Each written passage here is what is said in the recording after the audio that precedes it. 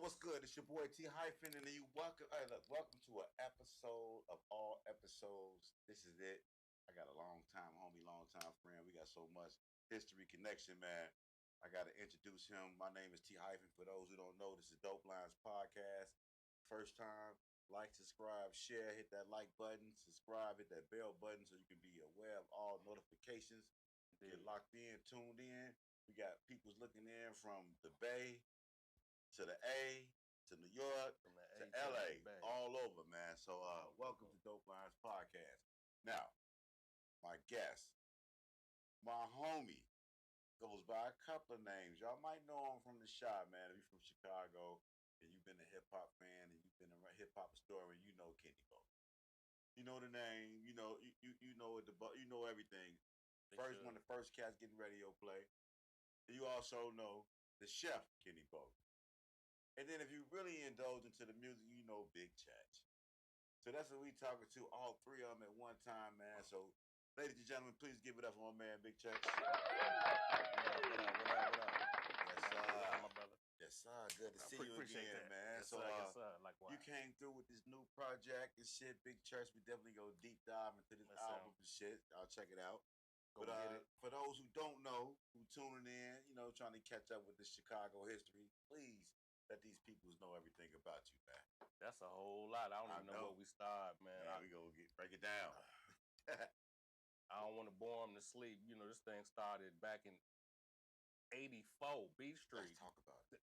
So we'd have to downsize the golden era, right? Mm-hmm. We gotta do break down from '84 to '94 real quick, because you figure most people in hip hop now, we've been doing this since KRS was saying, rap, what he say, rap on the whole isn't even 20 years old. 50 years down the line, you can start it. So now we at the 50-yard line, so to speak, right? Yeah, we the old school artists. So we the old school artists, but we still on the front line, you know what I'm saying? So I started doing this shit when I first heard it, bro. So I can't discount '84 and B Street, you know what I'm saying? So it started off with B Street. I was a kid, 12 years old, I think, when B Street came out. That's when I seen all the elements, just to cover hip hop. I'm about to say that's the elements. Yeah, all the elements of hip hop. First right? of all, break down the elements for them. They don't know. If they don't know the elements, man, you on Dope Lines Podcast, what is MCing, DJing, graffiti, and breaking. Yeah. Right. Yep. And knowledge. So that's it. Definitely the knowledge. Yeah. So '84 broke you in B Street. That's the turnout years. That's what turned me out. Everything from B Street. I think Run DMC was out in like '83, right? '83. Yeah. Slick Rick, The Show, Lottie Dottie, Beastie Boy. You know that era. But they was like God stuff you couldn't touch until like '86. Yeah. KRS One. Kane. Of course. It's funny they talking about Kane right now. That. So we get that. Go deep dive into that one. Eric Ben Rakim. Yep. You know what I'm saying? Who else? We missing somebody that was in the circle. But Ice-T, all them cats, you know what I'm saying? To EPMD. Definitely EPMD. EPMD schooled me. Well, EPMD schooled us on the fly. That's why we still fly, on the truck jewelry. You know what I'm saying? Fisherman hats. Eric Sermon. Shout out. But 84, so you really got hooked on.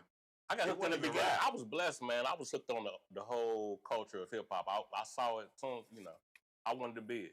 As soon as I saw it, I'm like, that's me. Okay. That's my shit. We was breaking first. I was breaking, rhyming. That's what I mean. We was writing on shit. I didn't get no turntables, you know what I'm saying? And being in Chicago, it was a house. I was about to say that. It was so big on house, so it was like, what y'all, it's a house city. But we was like, nah, house ain't, We was trying to get I was too young to get in the house parties. But hip hop was our thing anyway, so we could get some cardboard and do a show, in front of the library, whatever. So we was doing that. So fast forward to '94. So they said the golden age was like from like 85. What's the golden era? Golden era 88. Between 85 and 88. Golden era to 80, maybe 85 to 95, maybe 94. The golden era probably was. I know it's probably 88 to 95. To 95, okay. 91. Because you figure, Pac and them came. Well, Pac came in like 90. I remember Pac first came out in 91. Yeah. 90, 91. You know what I'm saying? Wu-Tang them came out in 94. Nas came out in 94. Biggie 94. So most of the, most people don't even remember until like 94. Some people don't even remember. Shit, like I say, 91 is when like, because 88 was like the golden era with Bismarck, Kane, Rakim, Slick Rick, EPMD. It was those cats. When you heard, when I heard the gods, when I first heard Rakim, that's when I was like, I got it. This what I got to. I'm in. I'm all the way in. I think everybody say that. In Chicago, like you say, it was house. So how did you find out about hip hop? What stations did you listen to? Oh, very important piece of the puzzle, right? Because we didn't even have access. So like I said, I mentioned B Street. I didn't mention Wild Style, right? Because we didn't. I saw Wild Style later. You know what I'm saying? Which was dope too. Google that. If you don't know what it is, don't try to act like most people he mentioned B Street, but Wild Style. Google Wild Style and go watch it. So the access was different, man. We one of the most segregated cities ever, still to this day. So, but it was a college station I used to listen to, 88.5 WHPK. Talk about it. 702-84. What is it? 702-8424, I think. Yeah, yes, sir. I still remember the phone number to it. You know what I'm saying? Yeah. Yes, talk about it. Used to be able to call up and request the records. That was the first station that had like the actual artists would come in, EPMD, Ice-T. They would come in and do drops. Yo, what's up? It's Ice-T. Not to cut your wisdom, but in Chicago, it was extremely hard to get it on certain side of town. So you basically had to have your radio hanging out the window with antennas and especially if you was out west. Out west. Trust me, I'm in the building I grew up in. So this is the building I grew up in. So I know exactly what room I was in, and I know how I had the radio hanging out the window, trying to bounce it off the walls on the gangway just to get a feed. That's funny because they played everything raw. They came on at midnight. The first show was Friday night, midnight to 3 in the morning. Yes, sir. So they would play everything raw. Yes, sir. Schoolie D. Yes, sir. Everything. Just raw. They would give a disclaimer before the show came on. Like, if your ears are sensitive to the words you about to hear, you might want to turn your radios down for the next 3 hours or so. So you had the tape deck ready. That shit's cool. You had to take that tape. So you came up. I was in a blessed time, man. You came up. I was out south. I lived out south. So I moved to the woods in like 88, 89. But I was out south. So I got it pretty clear out there. So when I moved out west, though, I was kind of lost because I didn't have HBK no more. So that was that was a gift. That was a super duper jewel right there. So you say fast forward to the 90s. After that, of course, you had the Disco Day, Ramoski Love. Yeah, Ramoski Love, GCI. Oh, shout out to Disco Day. Shout out Disco Day, Ramoski Love. Disco Day. Yeah, rest in power. Yeah, Ramoski Love, my man. He told me I needed to. I went to it was a panel. They had some of DMX producers were there where they would just play your songs. And they would review them. They would tell you what they thought about them. So I played a couple records later on in the game, and was that Ramoski? Ramoski Love. Oh, shout out to he was like, "You dope." You see, he told me I need to be a writer. He said, "You should be a writer. You should write for people." And I'm like, "Salute." You know what I'm saying? Yeah. He's like, "You dope. You should. You're a cold song." And it's funny. I did a song called "Things That I've Been Through," produced by Grant Parks. And it's funny. It was the sample "I Can Only Speak For" by Luther Vandross. Yeah. And you know who came out with that record later, right? Kiss. Yes, sir. Right. So he had access to the. You know what I'm saying? Yeah. So actually, I kind of indirectly ghost wrote.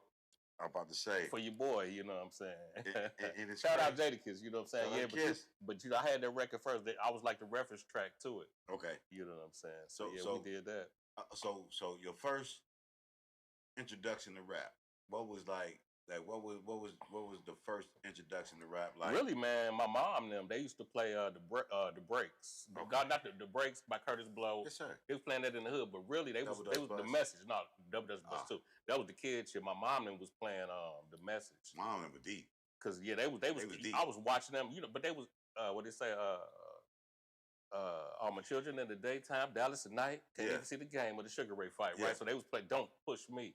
Because I'm close to the edge. So that's what I remember mom them saying. Don't push me because I'm close to the edge. I'm like, what even is this? You know what I'm saying?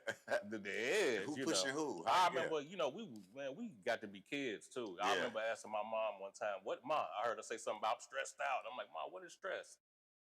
She was like, baby, don't even nothing you worry. Nothing you even need to worry your little head about right now. You know what I'm saying? I know that kind of fucked up That's too. crazy you know what I'm saying? Asking what stress. I hear but we watched the elders before us, and we wanted to be them. That was the time we was in. Yeah. You know. Yeah. That's when we was really looking up and getting game from the elders. So they say that and the elders dealt with their stress in a different type of way. They didn't go on Facebook. They didn't do stuff that like other elders doing now. Right. They kept it to themselves and they separated from the kids. Like Facts. they ain't worried about that.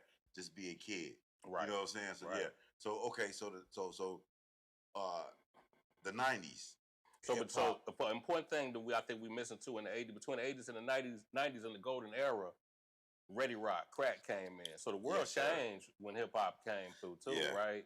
Yeah. So we was in desperate need of their word because a lot of us lost those words, their wisdom from the elders. You know what I'm saying? A lot of us, man, directly, indirectly, was hit and hurt by that thing. You know what I'm saying? So hip hop really was a savior. When it first came out, it was a rebel music. It was the music for the, you know, the people that didn't have no voice. You know what I'm saying? You know, they wasn't even playing. We didn't have no radio stations but HBK. Like you say, Disco Dave and them came later, but before that they wasn't playing. It was straight R&B. Yeah. V103 wasn't playing no hip hop. It was house. Wasn't and no rap playing. That's what we known for, house and R&B. Right. And it was cool, like I said, but we had our A&B show with Disco Dave, Ramoski Love, Saturday night, Friday night. So you had to get your tape deck ready. That's what it was. Record this now because you're not gonna hear it for the rest of the week. On the ready, right? You're not gonna hear it. Exactly. It was a super duper treat to be. And I think that's what made it special because, like, I want to ask you, like, the first album that you bought, and I know that, like me, you read the whole fucking inside, outside. You studied it, everything, because we didn't get hip hop like that. So to get it in your hands, physical copy, it was different. What was the first physical copy tape? Actually, the first hip hop record I bought, and I was buying records. We had a record store, and I grew up in the Wild Hunnets. Okay. It wasn't Wild back then. I called it. I said it was the Mild Hunnets. Yes, sir. But we used to go up the hill, and it was record store. I used to go get. Our first record I bought was what was out there in the Hunnets? What record store? I don't even remember. It was some rinky-dink record store. Okay. But I went and bought 45s. I had a record player, so I didn't even buy tapes then yet. I was buying the little donuts and shit. You know what I'm saying? So the first record I actually ever bought with my money it wasn't even a hip hop record. It was remember Pac-Man? The game came out. Yeah. It was a Pac-Man kind of.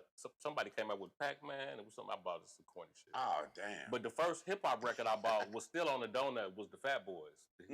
Okay. It was.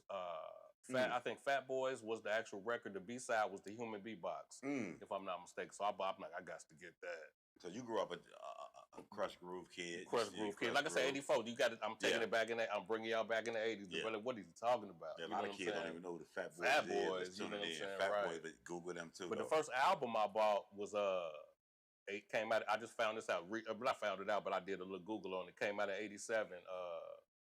Bigger and Deafer by the GOAT. LL Cool J. I bought the bad album. That's the whole album. That's the first album I bought with my own money. I think it was $6 for the cassette.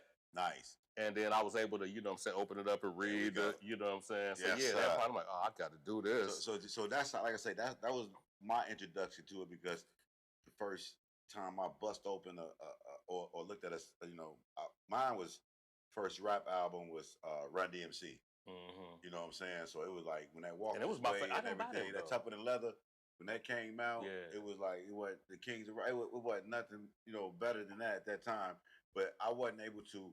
I mean, I could read the back of it, but the tapes was different because the tapes you can bust it open and you can see the producers, the DJ, the whole clique. You knew Cut Creator, Battle Cat. Yeah, you felt like you was part of the posse because you knew everybody's name. You knew all his crew name. Everybody he shouted out to the whole nine. The artwork. LL kind of doubled down on what Run DMC had already did. Run DMC came in and they came in with the rope chains. You know what I'm saying? Dressed like Jam Master Jay. And I'm like, I got to do this shit. Yeah. Even Run, I was just talking to my bro the other day about what Run did to the game. Run said, and I've been doing this since Run said, I'm the cool chief rocker. I don't drink vodka, but keep a bag of cheaper inside my locker. I go to school every day. So you keep a bag of cheaper inside your locker where? In high school. Yeah. So I've been doing this since Run was in high school. DMC was in high school. You know what I'm saying? So like you say, when we coming up, we watching them. They was young. LL was a baby when we watched Crush Groove, and he went there and they like no more auditions, and he was like box. And it was like that changed our life. Just the visuals of that shit just blew our mind. Yeah. So okay, that was the first album you bought. What was the first concert you went to? Run DMC. Oh shit! So I stayed on 109th in Indiana. So we didn't have I had the only block where it wasn't no houses across the street. It was a big park. It was called Mendel at the time, Mendel High School. Oh yeah, and it was a big. Yeah, it used to be parties over there. The Mendel parties. You remember the house parties? Man, shout out to Mendel, man. Yeah, we used to flip the gates and play softball, and just we used to scale the building, just be scoundrels over there. I guess we probably the reason that the hood kind of started to turn wild. Yes, but they took that park. They did a show out there.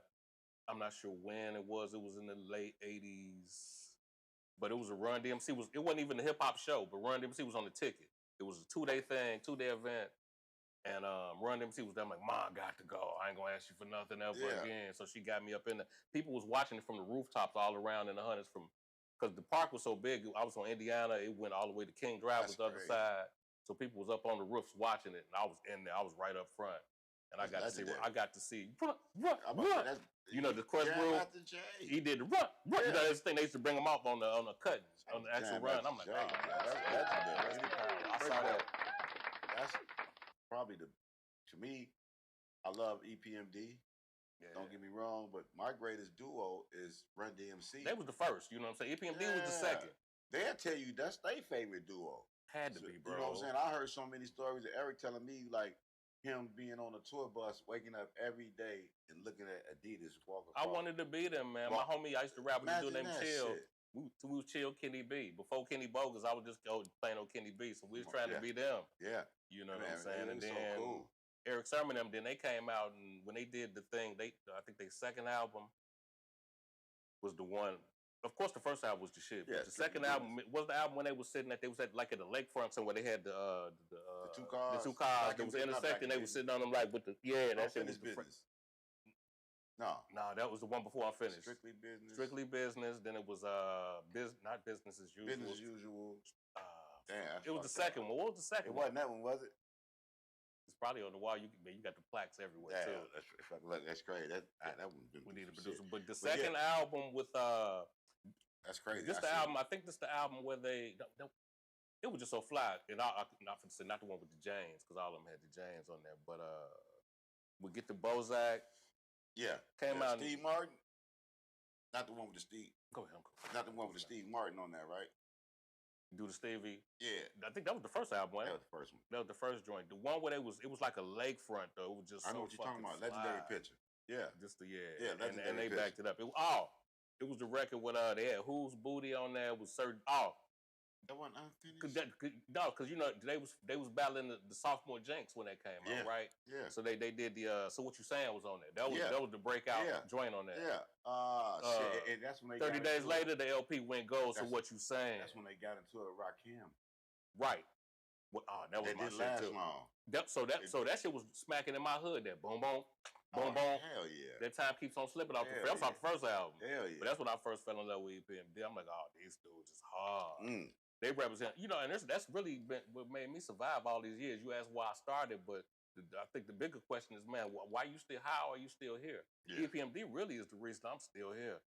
My style is still underground funk. Damn. When they did the crossover, rough, rugged, and raw. You know what I'm saying? That's the shit that That's crazy because keep the crossover. You know what I'm saying? So, no. Trust me, I was a fan. I was locked in way before I had the opportunity to meet E and be around them and be Def Squad. So I know that's part of my shit. That was my DNA when I was like I wanted to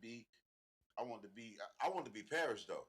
It's so crazy that like P was Paris was tough. P was the PMD. And Eric was something I thought I couldn't be because he was funny. He was nigga had green light skin. The green eyes. So I was like Paris was just the big athletic looking rough rugged. Had the he was like no business. He wasn't he was no nonsense. No nonsense. Yeah. And P was the leader. P put together EPMD, so P was that dude. So Eric was something else. He was just when they did around 91. Get jump on say that pause. But EPMD, when they came out in 91 with that album, all the businesses confused me. Yeah, me but it was too. the one where the first record was I'm Mad. Yeah. Remember that one? Here's a little story I got to tell, man. Paris dropped a verse so hard. Oh, yeah. Hell yeah. And he was mad. Hell yeah. Oh, you know what I'm saying? Hell yeah. And that was scratch on the cuts, too. And that's the one when they had to go on that LL, on that Slow Down, Baby. And let me tell you so many stories about LL not being in the video. And They say he was, he was a battle rapper. This Eric in the song. I saw that. I saw that. Like that nigga this EPMD in the song, but it was just on some hip hop. I don't think he was mad. I don't think he was mad at him. Just LL. Just L. Like I got a story. That's what people don't understand. People don't understand the power of LL. Like 4 3 2 1. Why we still do this shit, 4 3 2 1. Eric did that song. Yeah. He told me a story about LL. Oh, he did the beat to that? Yeah. Okay. He produced it. Yeah. And Cannabis did his thing, whatever. LL got mad and he just dropped his verse. Eric said the verse is all over the place. Mm-hmm. He had to piece that motherfucker together. Who verse was this? LL. Oh, okay. That verse all over the place. Yeah, that was a different LL he too. He pieced that motherfucker together. And you can tell LL was mad. LL was mad. He was mad at that one. Because Cannabis was the new thing coming in. By the time Cannabis was around, LL had already ran his reign. And it's like, I get it. When people don't want to respect come back by then, but you can't battle the God. LL, he the dude, like I say, he was the solo version of Run DMC. The fly shit. He brought the fly shit to Moet. Yeah, like I say, he helped us in Chicago. Like you say, we ain't had no Chicago rappers. We had R&B and house. So LL, Run DMC, EPMD, all them niggas, they molded us. We can't even like ain't no denying that. If a nigga deny that our age, he bogus as hell. Yeah. Eric Sermon actually, he was around in 91. He was in Chicago. They've been in Chicago for a minute. Eric Sermon been around here for. It's funny. I bounced around this guy named Chuuch from the South Side. I used to write rhymes for him because they was fucking with Eric Sermon them. And MC Breed is another one. Rest in peace. Yeah. They wanted cats sir. They needed people to write because I guess they wanted writers to help with the stuff. And I was trying to volunteer my writing, sir. I'm like, whatever I could do. I wanted to be part of this thing so much. Like where he at, and I would be just missing cats. You know how they say 6 degrees of separation. I felt like I just missed a bunch of opportunities when I was young in the game, but I always been around doing this. But shit. Everything happened for a reason. For sure. So I want to bring it up. So your first time writing a rhyme. What was your first rhyme? Can you remember where you was at and what you wrote? I've been writing. In 7th grade, I graduated. I didn't want to tell my they go. Nah, go ahead and speak that shit. That's every day in 7th grade, the teacher would leave out for like 10, 20 minutes. Back in the days, the teachers, they had the teachers' lounge. They would go and smoke. They would smoke a square. I don't know what they was smoking, taking shots and shit. They was getting it. They leave by us in there. We can't take y'all to the niggas. So they would go to the teachers' lounge. Like, y'all be good. It was like for only 10 minutes. But like, y'all don't cut up. You know what I'm saying? So they would leave and give us the room. Shout out to Shorty Red 112 checking in. Oh, man. Shorty Red. Yeah, yes, sir. So every day when they would leave out, I had my homeboy Eric Griffin. Okay. And he was a beatbox, right? So back to Fat Boys is the first record I bought. That was first producers. The beatbox. So my man Eric E.G., if you watching, shout out. My man Eric E.G., him the beatbox. But every day the teachers would leave out, I would go to the front and I had a rhyme. I would bust my little rhyme. I had my brush with my fake microphone. Remember the brush with the handle on it and shit? I brushed my waves and all that. The original microphone. Oh, man. So I had my brush and I would bust in front of the whole classroom. They really, man, shout out to VV Van Velicigen. I think they tore it down in the 100s. That was my high school. Then that's my grammar school. My bad. What was the name of VV. it? Okay. Everybody in the 100s, they know about VV. So I went to the Y100s. Y'all know about that. Yeah, we was in VV every 7th grade. I'd be up there with my brush like it was a microphone, busting my little raps. And Eric E.G., the human beatbox. I ain't gonna bust that old rap, but it was real. Devastating. You remember when LL first came out? He was devastating, dominating. So the first round was devastating, dominating. First of all, man, this is dope lines. My first dope lines. You got to spit it. You got to spit at least a Eric couple of bars. The human beatbox, making all kind of beats coming out of his mouth, making all the party people want to scream and shout. He's the human beatbox, and his name is E.G. His name is Eric Griffin, and now I'm Kenny B. Shout out to E.G. And so this was grammar school. So this whole government, even though the whole class knew it was government anyway, it's Eric E.G. No, it was good. the first rhymes ever was so, you know what I'm saying, Man, that shit monumental. But they was like, hey, rave reviews. Like I said, this is back 1985. Look, that's monumental. Like, that's why I asked you, because I know that's what really like sparked it off. So, what was okay after that? You was a rapper. I know you got the crowd going crazy. Now. You got the girls. I was already breaking. You got the girls going crazy. You know what I'm saying? So I did it was this girl I used to like. You know, you got to write the love rap. LL came out in '87, so it's like, oh man, yes sir. The chick named Tweety. The Shout Tweety Bird. To the Tweety Bird. Shout out Tweety Bird. That's my first little rap. My serenade. Rapunzel, let down your hair. You know what I'm saying? Tweety Bird. I did a record for her. I used to go and never got the girl. That's crazy. That's probably why I'm Big Chuuch now. Hey. When I tried to do the, you know what I'm saying? The soft records didn't work for me. Look, so I had to. I don't want to cut you off, but that's so crazy because I tell even my daughter, I told her like, don't be thinking that like boys is just tough. Whatever exterior. When we grow up, man, our hands get sweaty. We be scared to talk to a chick. We like R&B song. We write Tweety songs. Still for bad chicks. too. If Tweety, I guess wrote a whole song for Tweety Bird. I wrote a whole song, and she had nothing but sisters. It was a whole house full of women. That's it was hard. They had to bury. It was hard to get to Tweety Bird. My sister, they was twins. It's crazy. My sister's nickname is Tweety Bird. Tweety, yeah. She a little older. Tina and Trina was twins. Okay, at least you didn't say Tasha. I was going, hey, what was cool though? I got a song. I went back way later. I did a record called Absolutely. I got a video. Check it out. It's the Kenny Bogus record. Shameless plug, but check it out. Absolutely. Yeah. I actually got her sister Trina. The twin. The twin. She in the video. She actually co-starred in the video. That's dope. That's dope. And it was like it was a cold. It's like a minute and a half. Oh, we real short verse. Revisit that one. Y'all know she y'all revisit. Yeah, check it out. Yeah, just to give y'all, we gonna give y'all some nuggets. Shout out to Tweety Bird. Shout out to Twin. She came out and did a video with me, and it was fly. It was real fly. You know, Twins from the Wild Hunters. For the Wild Hunters, yeah, from the Airbrook block. No, they fine as hell though. Shout out to Twin. Still fine. You know, the whole Wild Hunters. Everybody know them. They went to VV. Yeah, they went to VV. They went to VV. Shout out to VV. He did. Yeah. So okay. So, what song? Well, how did you get your notoriety? How did you get like motherfuckers like I know grammar school cool and all that, twins, but how did you get that Kenny? This nigga, he a problem. It was just confidence, bro. Because I've been doing it so long. When I was doing it in the '80s, nobody really rapped. It was a handful of people. I got my brother Bobby Chill. Okay, he was rapping with me. Okay, and that's pretty much it. I taught the whole hood how to. Yeah, shout out Bobby Chill. Shout out to my brother Chill. Yeah, man. I had him rapping because we was Chill, Kenny B. Like Run DMC, you know what I'm saying, back in the days. Mm-hmm. So that's when the boom boxes was out, and we would, the older cats would be like, oh, these little niggas could rap.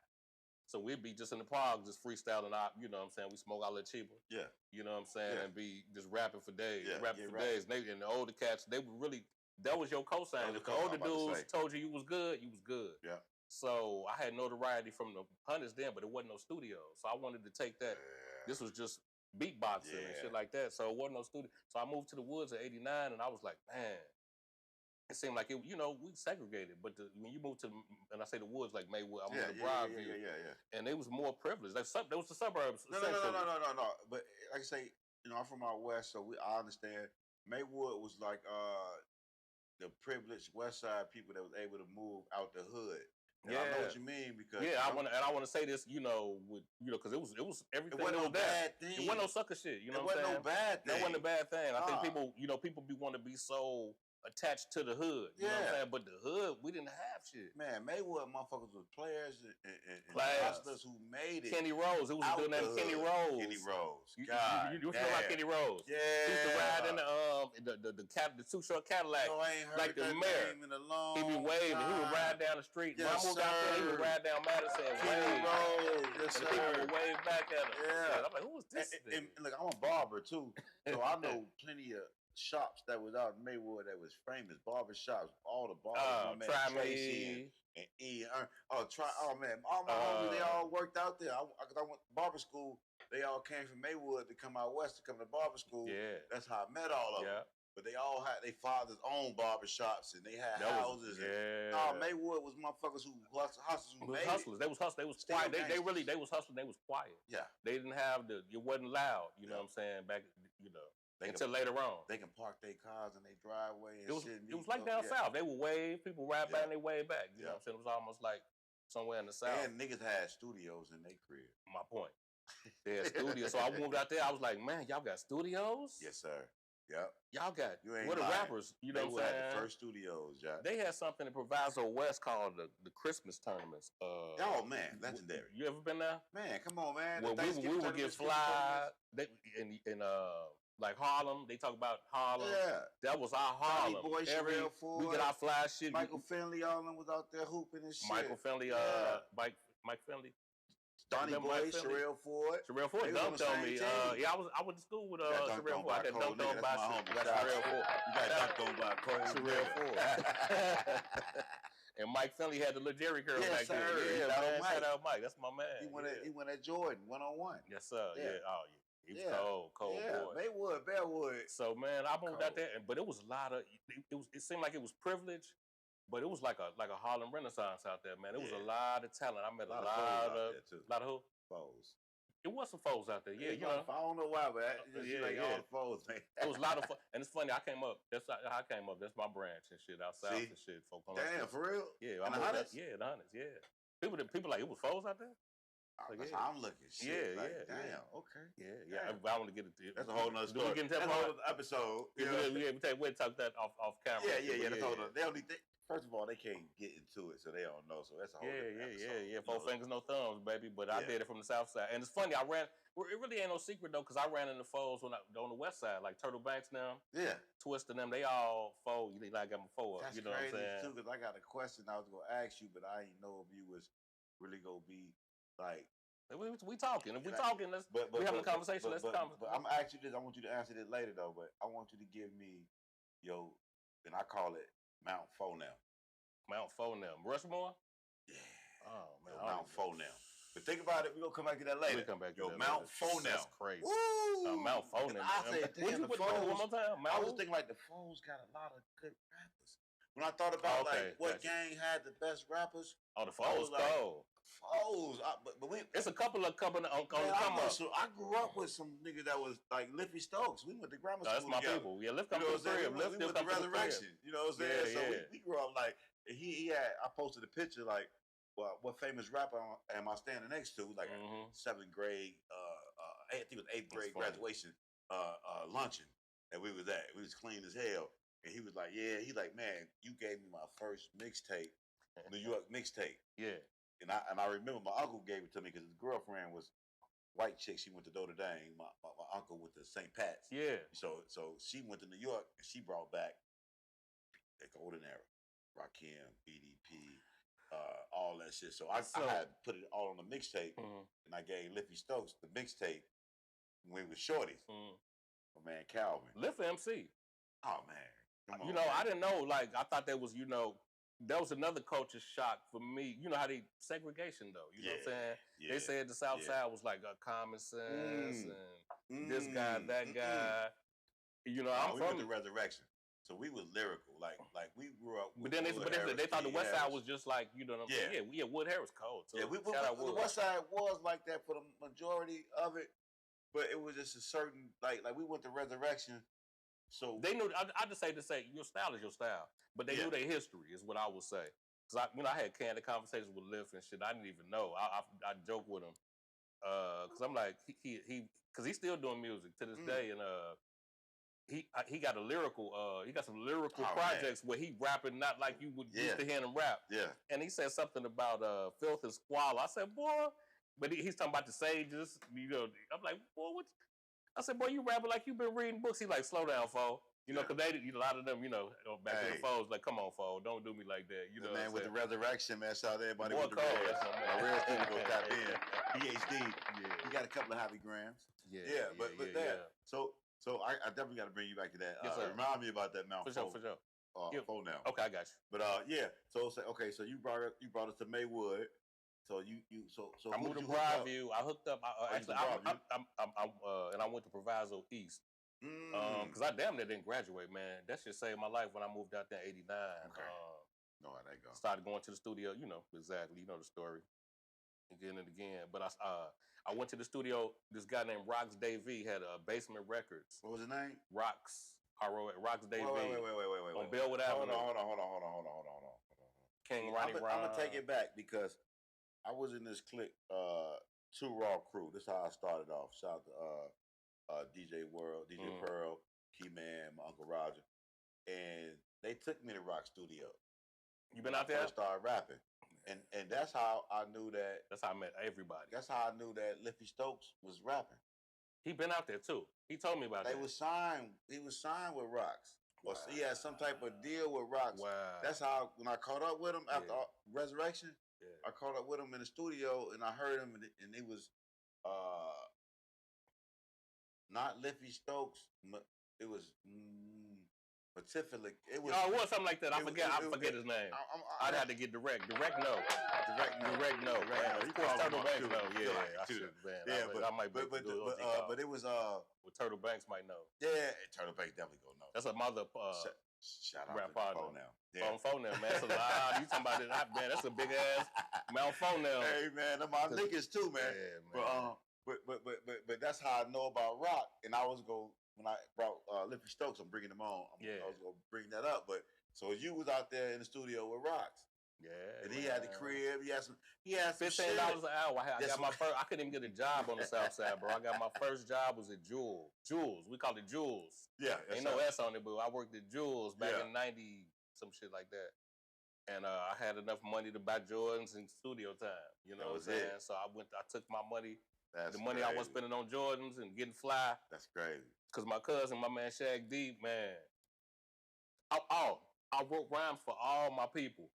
Okay. I wanted everybody to be a part of this. I wrote rhymes for all my cousins, all my friends. Y'all niggas got to do this. I'm doing it. Y'all doing it. Okay. You got a name? We gonna get you a name. Yeah. So I wrote for them niggas. Them niggas was so fly. When I first moved to the woods, my man Shaq D, I'm gonna give you a special shout. He pulled me to the side. He said, "Hey, cuz, I'm gonna show you how to be a pimp." I always tease him and shit. You know what I'm saying? Cause there was so many. Just like Chuck. That's real life shit. This was like '89. Yeah, that's real life shit for us though. Wrote rhymes for all them dudes. Worked with me and him. He helped me get my first job at Jules. And shit, we was getting fly. Going to 31st Street Beach. Did you stay lyrical in that time? Because '89, like you say, crack was out. And it was Too Short. It was Ice-T. It was NWA. Yeah.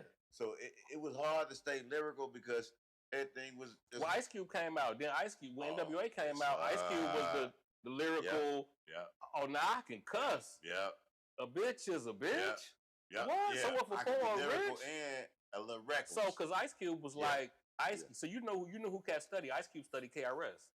Ice Cube was like I didn't know that, but I can hear it in the lyrics. That makes Listen sense. To a bitch is a bitch and go back to the old KRS shit. Yeah. He was teaching. He was kind of a teacher. That makes sense though. Yeah. They didn't want to do a record called "A Bitch Is a Bitch." You can't do a record like that and not and cause you could easily do it and just be ignorant with it. But Ice Cube was teaching you. Yeah. If you go back and listen to that record, he was like what's the line he say? Oh shit, he say bitch is a bitch. So for poor rich. But he say something somewhere in that song he say he basically described it like it's a disease to be a bitch, right? Oh yeah. He say the line where he say if you go by a girl and she can't say hi when the guy say hi, are you the kind that think you're too damn fly? Yeah. Bitch, he shouldn't die. Cube taught us a lot of Ice shit. Cube coming at you at a crazy pitch. Yeah, I think a bitch is a bitch. So then he had to white. Yeah, so it wasn't just like degrading necessarily. Yeah, it was but teaching. It was like it was teaching. It was teaching. This is why. Yeah, and Tupac later on. That's why you wonder why I call you a bitch. I bet you. So you know. Yeah, So one more thing, to your point about the '80s and the crack, they taught us, man. EPMD. Even before Tupac said this. Big Daddy Kane, them, Rakim, Chuck D, they was like, a lot of us didn't have father figures. You know what I'm saying? Yeah. Scarface, Brad Jordan, it was shit that they put out that raised us up. Yeah. It's stuff that we still going by to this day. Some good, some maybe not so good. Nah, but that was the shit that raised us up. Rules to live by. Yeah. If you don't have no father, you got a daddy now. Shit. Yeah. It was survival rules. Chuck D say, hard. My calling card. You know what I'm saying? Smooth, not what I am. Yeah. Rough. Why? Because I'm a man. Yes, sir. I catch you pissing in your pants. Like, whoa, who's this nigga? I don't want to piss in my pants. It's crazy because I remember hearing, and it's crazy because it came full circle, but I remember it was one time, I'm gonna start it. Go ahead. It was one time we was on stage in the A, Redman had a concert. It was at the Redman a big piece too. So he performing, and these niggas just throwing blunts on stage. Just throwing them on stage. So me and Eric cousin Jock, shout out to my cousin Jock. Yeah. We on stage, Marley G with us, we all young. We just picking up the blunts and about to spark them up.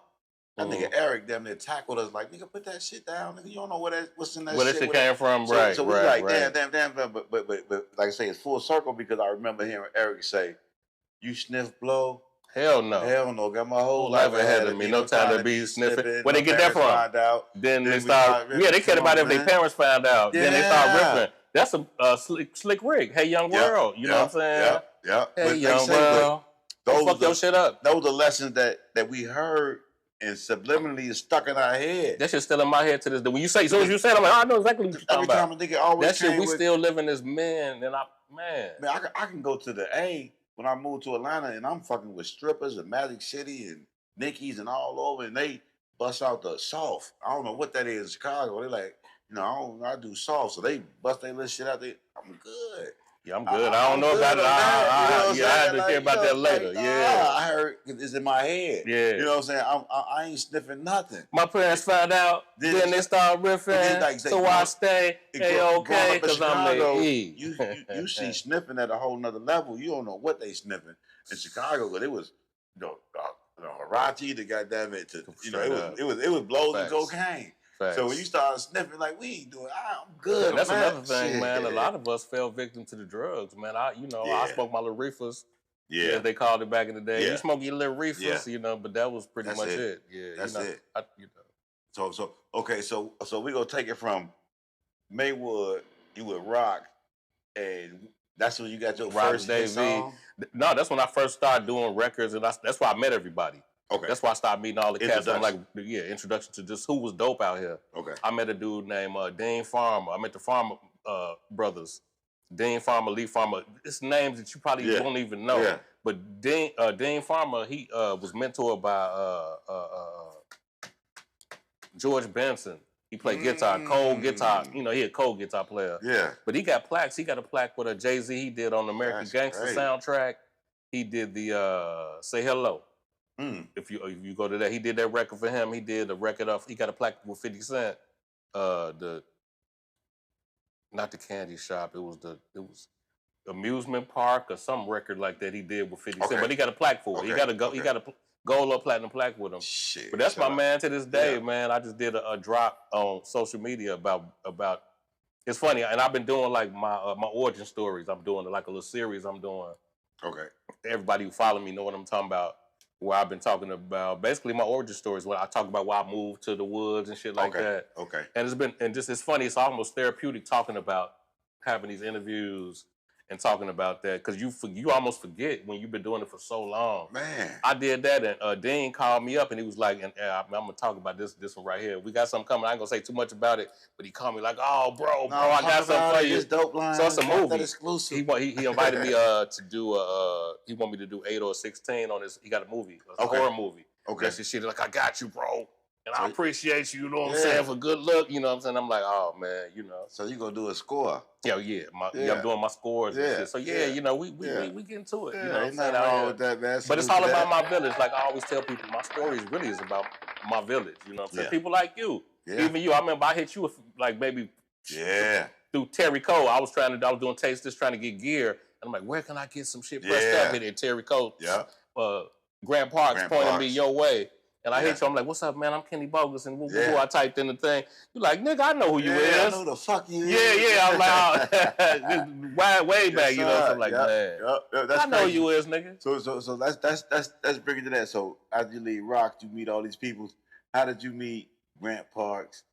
Fully G, who did actually on this album, the Big Church soundtrack, Fully G did 7 joints on here, man. Okay, I heard that. He wanted the first to Fully G. Yeah. His brother was Van the Butterman, big DJ. They did house parties. They was huge. Okay. Fully G actually had a joint came out called There She Goes Again. Oh shit. And they sampled they scratched Diamond Cut. Diamond K was the DJ. The Far Side. There She Goes Again. The dope is Ethiopian with the hook, right? So that was the shit. and it was about this girl, man, and they was supposed to blow. Yeah. You know, so many people that should have blew and put out shit, but them was one of the first cats that I saw put their money but where their mouth was. Okay. They came out, they did the vinyl, they did CDs, went out, shit, tapes. Yeah. And I was like, man, but Fully G was one of the coldest DJs in the woods, man. And I met him at Rock's Davey. I did an EP. Remember, you know what the EP is? Yeah, yeah. I don't know why I'm gonna ask you that, but you know, NWA made them famous. They would do an EP before the album came out with like 5-6 songs. For those of y'all don't know, an EP, like it's a short album. It's a short album, like a tester. There's no more than 6 songs. Right? No more than 6 songs. Yeah, 5 and maybe like a shout out record. Yeah. Yeah. So I saw that, and it was like kind of a tester to see, kind of test the water to see if your shit was hot before you gave out your whole album. That's what the labels did, folks. It was an EP. They had dropped it before they dropped the whole album. The sheet was you worth them putting their money in, investing the real money into you, right? Before you get a budget. Shit. Yeah. So I did one called, it was me and Bobby Chill wasn't doing no more, but it was still the STP tape. I think Bobby Chill had moved to Memphis or something. So I just did 5 songs, and I got G to cut on it. And G, the Transformer scratch. You know what I'm saying? Like all this stuff I'm talking about is so ancient, I feel like, when I'm saying it. But he was cold with that Transformer style. I did a song called Relentless. I first did with Diamond K. Diamond Cut from Bellwood. He was like a DJ scratch type of, he had a sharp DJ Premier style. Okay. He was real sharp with it, where Fully G was a more laid back Transformer. Okay. A song called Relentless he did. I got him to come do the cuts. And we did an EP. And, you know, when I moved to the woods, I was like, man, I always wanted to, I felt like I was a real artist from day one. So I wanted to really do projects. I wanted to meet KRS-One. I wanted KRS-One to approve that I'm dope, right? From day one. I wanted Tupac. I wanted to meet Tupac and be like, you one of them niggas. Because I knew I was one of them niggas, you know what I'm saying, from the jump. I wanted to meet EPMD. I tried to meet Eric Sermon in 91. MC Breed. Everywhere, I would just be a little bit too. Yeah. I felt like it was the South Side, almost like it was a curse a little bit. Shout out to George Daniels. George blessed me, let me in. I met George late, man. Me and George I met George and he figured out who I was, and he was like, nigga. We was at this event and we talked, they had to tear us apart. We was talking so much. It was so dope. To meet George is one of the realest cats ever. I ain't gonna lie, but it wasn't that Uncle G knew me like that. He had one of my homies, I used to cut his hair, Tim Matthews. He was working at George's. Okay. So that's how I knew George, and he knew me through Tim. So I go there late, trying to get in, fresh from barber school, trying to get in and meet EPMD. And he like, nah, it's over with, whatever. Found out who I was. He let me go through. And EPMD wasn't paying me no attention. They were signing autographs, but I knew who Redman was. And he had just got with EPMD. That's right, 91. That's what I meant to bring up earlier when I brought to 91. That's when I first heard Redman on Redman was on 2 joints on their album. See, Hardcore, and it was another joint. And we went X-rated. But yeah, he was on 2 joints. Don't arrest me, arrest my brain. It's insane. That was the other joint. Yeah. And it's crazy because I knew, but this before he even did that. Well, he might have, it wasn't out, but I knew him because he was in the Tribe Called Quest scenario video. And Redman? Yeah. I think I seen that. And one of my homies from barber school, shout out to my homie Jermaine, he was cutting hair out there in Maywood. He cut at Trinity. My man Jermaine, he was a big producer. He produced a lot of tracks and shit. Okay. But he knew that Redman was in there. He read about Redman and everything. So when I saw Red, I'm like, oh, you Redman. So he was like, yeah. He was shocked that somebody knew him. You know who it was. That's how I started rapping for him and shit. And he tapped Eric. And the first thing he said, like, you got a demo? Yeah, they inspired me the fuck out of me, bro. No demo, like you say. So I know, like you say. Yeah, you got to be ready. I was one of the cats who, like they say, what is success is being prepared for the opportunity. Yeah. I was never prepared for the fucking opportunity. So I was just like, I'm dope, though. But you know what I'm saying? Was always putting you in position. But God helped me. God was holding. He was always putting you in position. I already know I know what it is now. To rock. I was going to downtown paying big money at a studio because I didn't know nobody who had a studio. Yeah. You know what I'm saying? Yeah. So you was able to come to Bearwood and meet somebody who had I was able to to come and pay a little bit of money and really get tutored and really learn. That townhouse. They still got that crib. Damn. Rock's still around. I got an interview on Rock. Yeah, you got to grab Rock, man. I was talking about him. Like somebody sent me a picture of Rock. The Rock he's still around, doing good, man. That's crazy. Shout out Rock's Davey. Thank you, my brother. So Fully G took you to Grand Parks? Yeah, Fully G. Later on, I think I met Grand Parks in the 90s, mid-90s.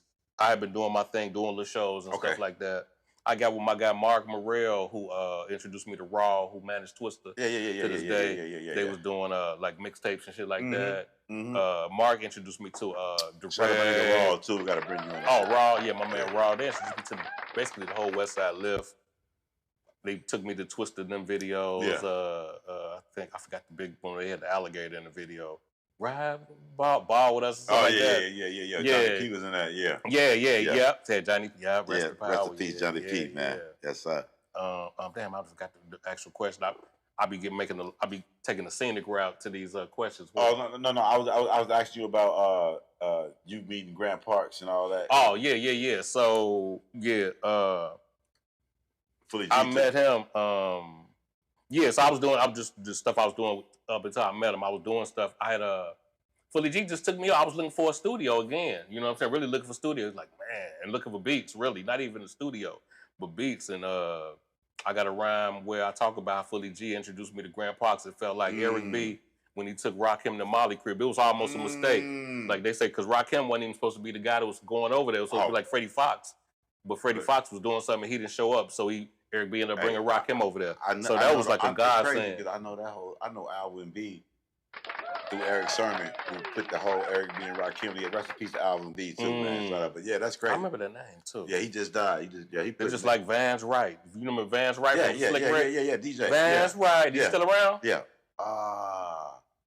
Don't know. That's crazy. I'm so hip hop, man. It's like just stuff we came up off with. But Fully G introduced me. He gave me the alley-oop to Grand Parks, and we became brothers, family, man. And what's the first song y'all did? Shit, I couldn't even tell you. Shit, I did so many records. I did more records. Grand Parks really became my DJ premiere. Man, almost my Dr. Dre. No, it was like that's what it was like. I couldn't even tell you. Y'all had that chemistry, Jack. And when he believed in me, they believed in me, man. They was like, man, bro, I was able to come over there and you met Pops, Moms, You know, always Pops come down and check us out because they was Oak Park, it was real. Yeah. They wasn't letting anybody come to the crib. You know what I'm saying? I know. Yep. So he came through. They was checking out the character of the person. They didn't care about no good rappers.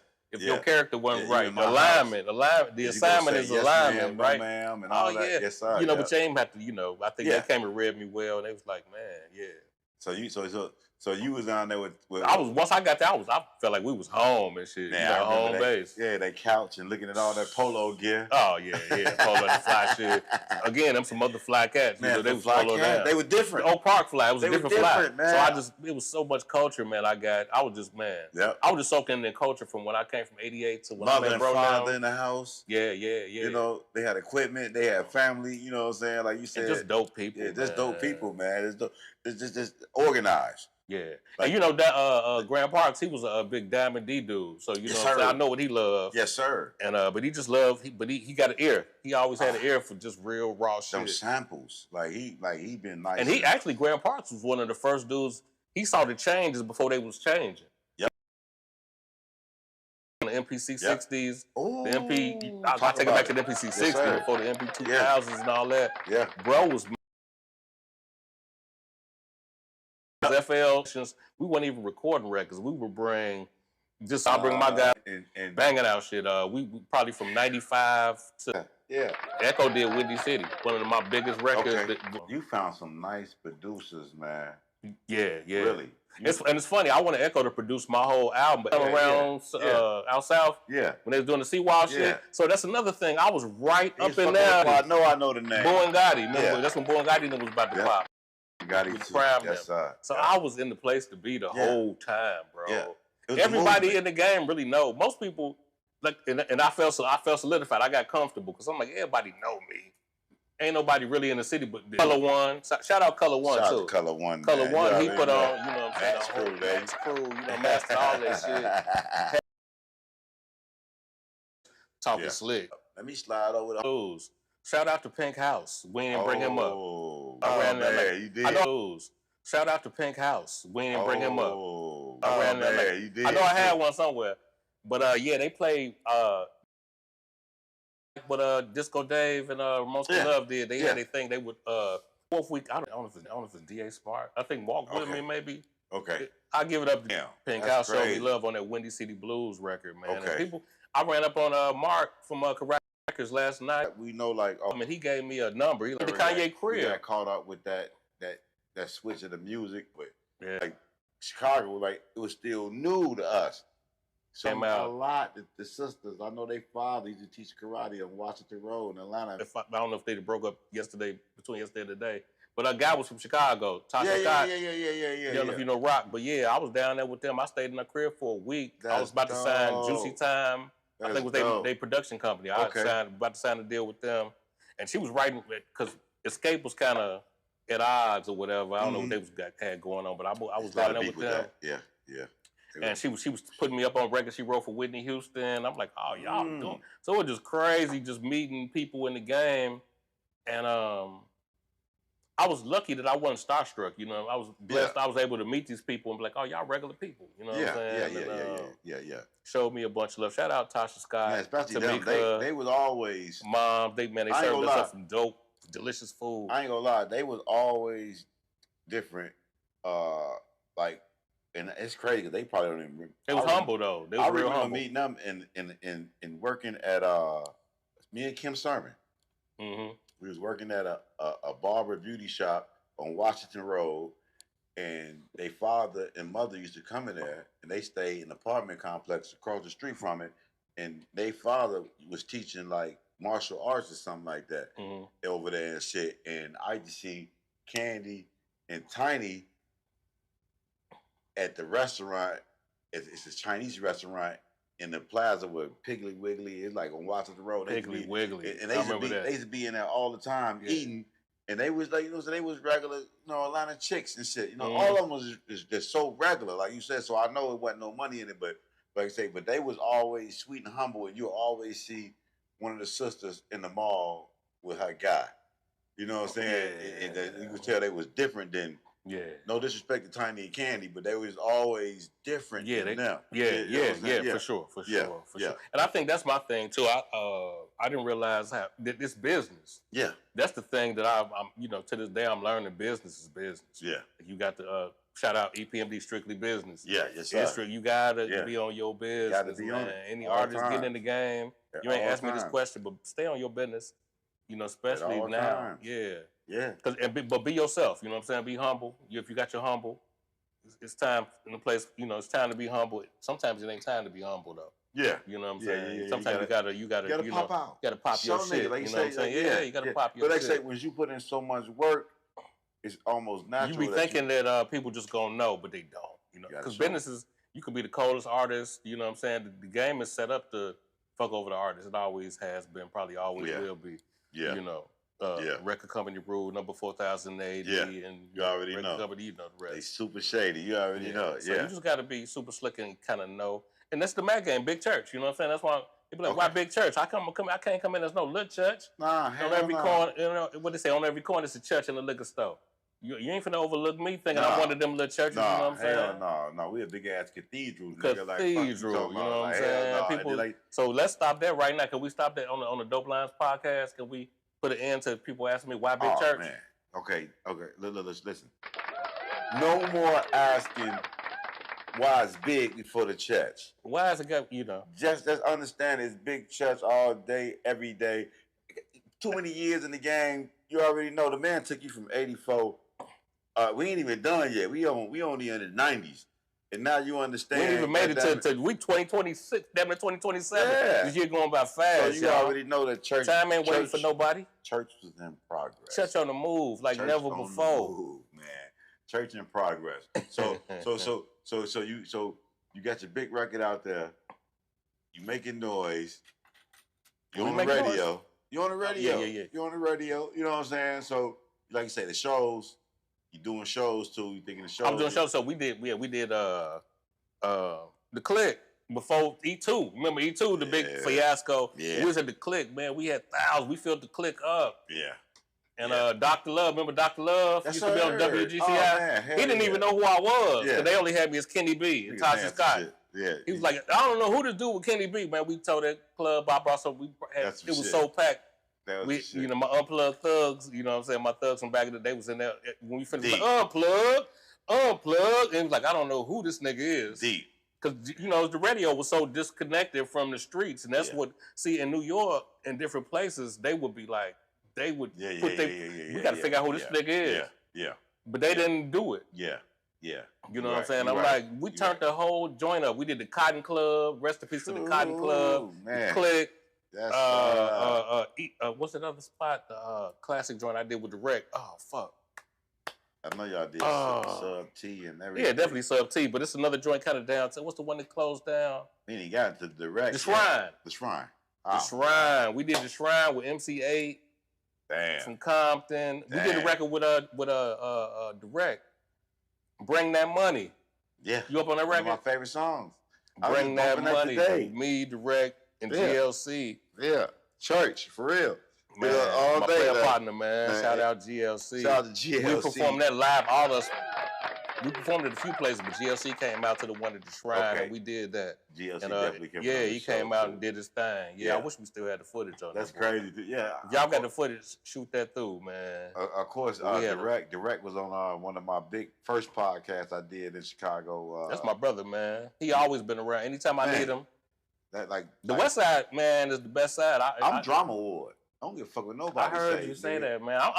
If you listen to my raps, I say I'm indirectly Drama Award. You know what I'm saying? You know, man, niggas can't kick me out that group, goddamn. No, they fuck with me to this day. You know what I'm saying? Hey, man, listen, I'm talking about. I say Drama Award, Lord Bogus Peace, the Swords. Yeah, I always shout. Man. I always give them a big shout. They always stretch their arms out and embrace me. You know what I'm saying? Yeah. So shout out Direct, Drama Award. School. Yeah. God damn it, the whole everybody, man. Like, man, like I've been doing them for so long, and like I say, when Direct to me, I tell them this all the time.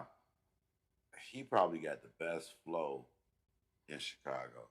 And this hustle, man, I respect his hustle. I think he rebirthed Drama Award. People who forgot about the West Side. But I'm just talking about his flow, flawless. Oh yeah. Him and Never. Yeah. Man, and he ain't just got one flow. Flawless. And whatever flow he chooses to do, he's successful he can throw it up. I got a lick. I remember that Paper Chase and all them old school. Like, cause I'm a fan of Triple Dark. Heinous, come on, man. Oh, Heinous, that 400 pounds of pressure. The hideous Heinous. Shit. Trick. Trick. Like, come on, man. Like, I'm a fan. And they some Trick.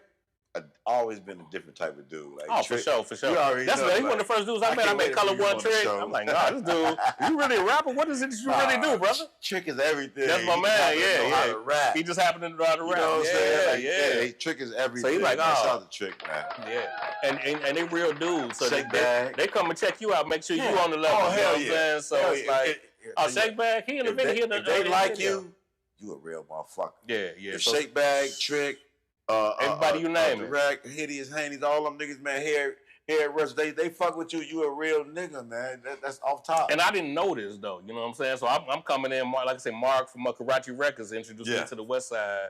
Quelo Haim, their first album. I thought it was their first album, but it's an album. I think it was their first album. I was in the shadows on the cover. Yeah. He took me over there.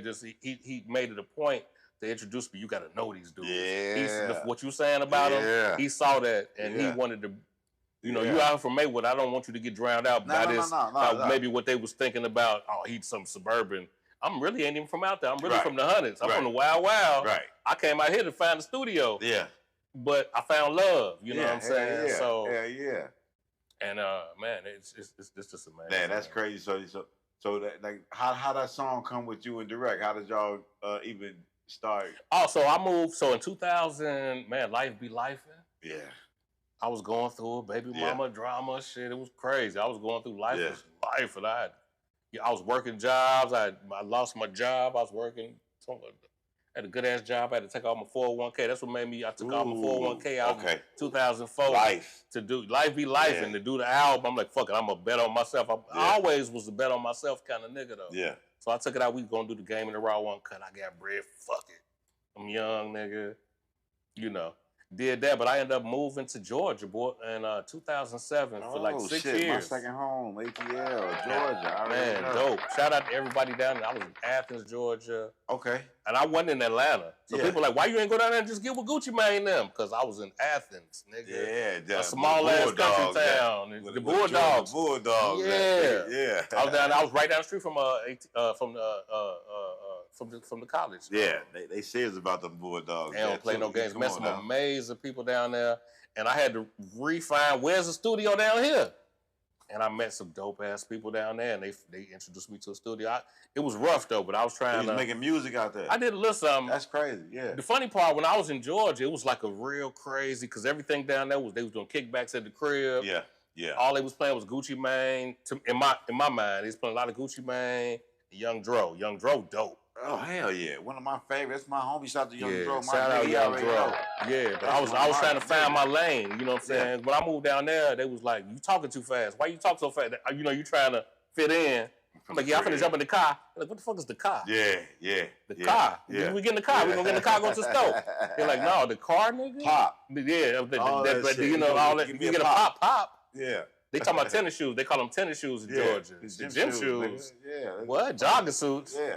So it's like it was kind of a culture, you know what I'm saying? But I was down there from between 2007 and 2013. I moved back up here 2013. Direct, actually, when I was in Georgia, Direct came down all the way to Athens, Georgia to see about me, check on me. Him and my guy MC Fade came down there. Two dudes came down. He came and made me 3 beats. That's crazy. He bought his MPC 2000, made 3 beats. Direct came down there real quick with his sister. And he just came and tapped in with me. Right, like I say. So when I came back to Chicago in 2013, my aunt husband passed. I moved back and I came to the funeral and they was like, man, you got to move back. And you know what I'm saying? I moved back. My aunt was up here. It was rough. So I moved back 2013. So I'm back now. So it's like, all right, cool. Shit. I get on my Rolodex. Direct, what's going on? He like, I got an album. I got a mixtape. Live from Chirac. Yeah. You put me on it. Direct always, you know, it ain't nothing like your family. Like I said, my story really is a legacy. You drama boy, nigga. You know, it's a family story. Yeah. It's about my family. And he sent me a beat. Bring that money, man. Produced by my man Scagnetti. You know what I'm saying? From 119th. Okay. Folks now. And me being a folk on hustler, you know what I'm saying? But the folks always had love for me too, you know what I'm saying? So can't beat that in Chicago. I just got a lot of love, man. It's just if you get love my village, man. It's a village story. From goddamn it, one or more gangs in Chicago, you good. Because you can be in a gang and still don't get love from your own gang. So if you can get love from your gang, man, I ain't gonna put it out there. Nigga, you. My man Chew a BD. So it's like I always, you know, we started a whole organization called Unplugged Thugs. So the ideology of Unplugged Thugs is I realize it's good people and no matter what you doing, you know what I'm saying? Because we was brought up wrong. We thought like, oh, them ops. Ain't really no ops, man. We black people. We all black. You know what I'm saying? So ain't no ops. You know what I'm saying? It's only opportunity. You know what I'm talking about? And I ain't gonna lie. I tell people all the time, if Chicago come together and quit bullshitting, quit playing, man, we would change the world, nigga. Because we already changed the world just by any city I go to, any bad part of town, it's called Chicago. Little Chicago. Or something. They trying to emulate, you know, shorties out here. So our shorties change. They love Chicago. When you go out of state, in Atlanta, they find out you from Chicago. Come on, man. I've been going there. They like Chicago. I know, yeah. I seen a nigga in Athens, Georgia with a big ass 6-point stop. I'm like, look at this dude. Nigga. But he was repping it wrong. I was like, bro, you ain't got to do it Killer like that. Mike, he came up with a bunch of niggas from Chicago GDs. Yeah. So he was raised under structure and literature. So he already understood all that shit. Yeah. When I talked to him, he was like, I'm like, damn, nigga, like, you damn, they're like, you know, you from the crib, but he was around them niggas. You know, they had went there and shit, and it's crazy because, like, Chicago always been, like, a major part of the South. Like, even though we came from the South and came up north, we always went back to help out. Yeah. Like, Killer Mike, our teacher, he told me, he found out I was from Chicago. He was like, yo, Chicago, y'all different. Like when we was getting into it, doing like after the civil rights thing with what happened to Emmett Till? Yeah. They was like it was going down in the South, and in Chicago niggas was sending guns and caskets back down south, and they was going to war. And he was like, man, like I say, it was crazy how the connection was with Chicago and the South. So you going down there, you go run into a lot of people that's just like ready to take orders too. They like what we doing next? Yeah, what we doing next, man? Yeah. That's crazy. Yep. But I didn't know you was doing music out there though. But shout out to Direct. Like I said, Direct was yeah, he pulled me right in the game. He was like, I got this record, bring that money, and shit. They love that verse. That actually, so I did my verse, and GLC. He told me GLC heard like I got to get on it. Cause I didn't know, I met GLC through Grand Parks earlier, but I didn't really know. They knew each other. No, they was doing. Yeah, they was him and Really Doe. Shout out Really Doe too. What Really Doe? You remember they was doing the you know Grand Parks? Yeah, they did. They came out to the events. Remember they was doing the events out in remember they was doing every Monday they was doing the events, the open mic type joints. Yeah. They was doing it out at the reggae spot. Really Doe was in my family. He got a baby by one of my cousins. Yeah. So that's how I met him a long time ago. Yeah, I met him at a Grand Parks event. Grand Parks. That's crazy. They was doing the events before I moved to Georgia. So I moved in 2007, right after my birthday. Cause they was like, man, shit was so rough in my life. I'm like, let me go and get the fuck on for a minute. Let me get low. I didn't know it was gonna be 6 years. I was gonna be gone, but I moved. But when they was doing it, they was doing a Monday night event at what's the reggae joint up right by the Cubs Stadium. Used to be up there. They moved it now. It's back open. Exodus. Wow. Was the Wild Hair? Wild Hair. I think it was the Wild Hair. Yeah, right. They was doing it up there. Yeah. And then they moved it to like somewhere in Berwyn. Because they was something happened politics, and they moved it. And when I moved, man, Grand Park sent me up every week, like, bro, you picked a fine time to move, bro, because everything started to pop. Twista came through, and Twista was popping. Twista. This was right around when he hit. He did a record with Kanye. Oh yeah, and Jamie Foxx. His shit was popping. So of course the first record, Adrenaline Rush, that was the shit. But it kind of fizzled down. But then when he came back, you got records with Kanye. Kanye was top of the world. Yeah, like I say, I got Kanye number. I couldn't pronounce his name. Kanye West. Crazy. He like, you can't produce for me. I need you. Fuck this. Who's this nigga? Yeah. But I went out to his crib. I got a beat that I still ain't used. I still got a Kanye beat. That's crazy. I called Kanye when I came back. It's crazy. So funny.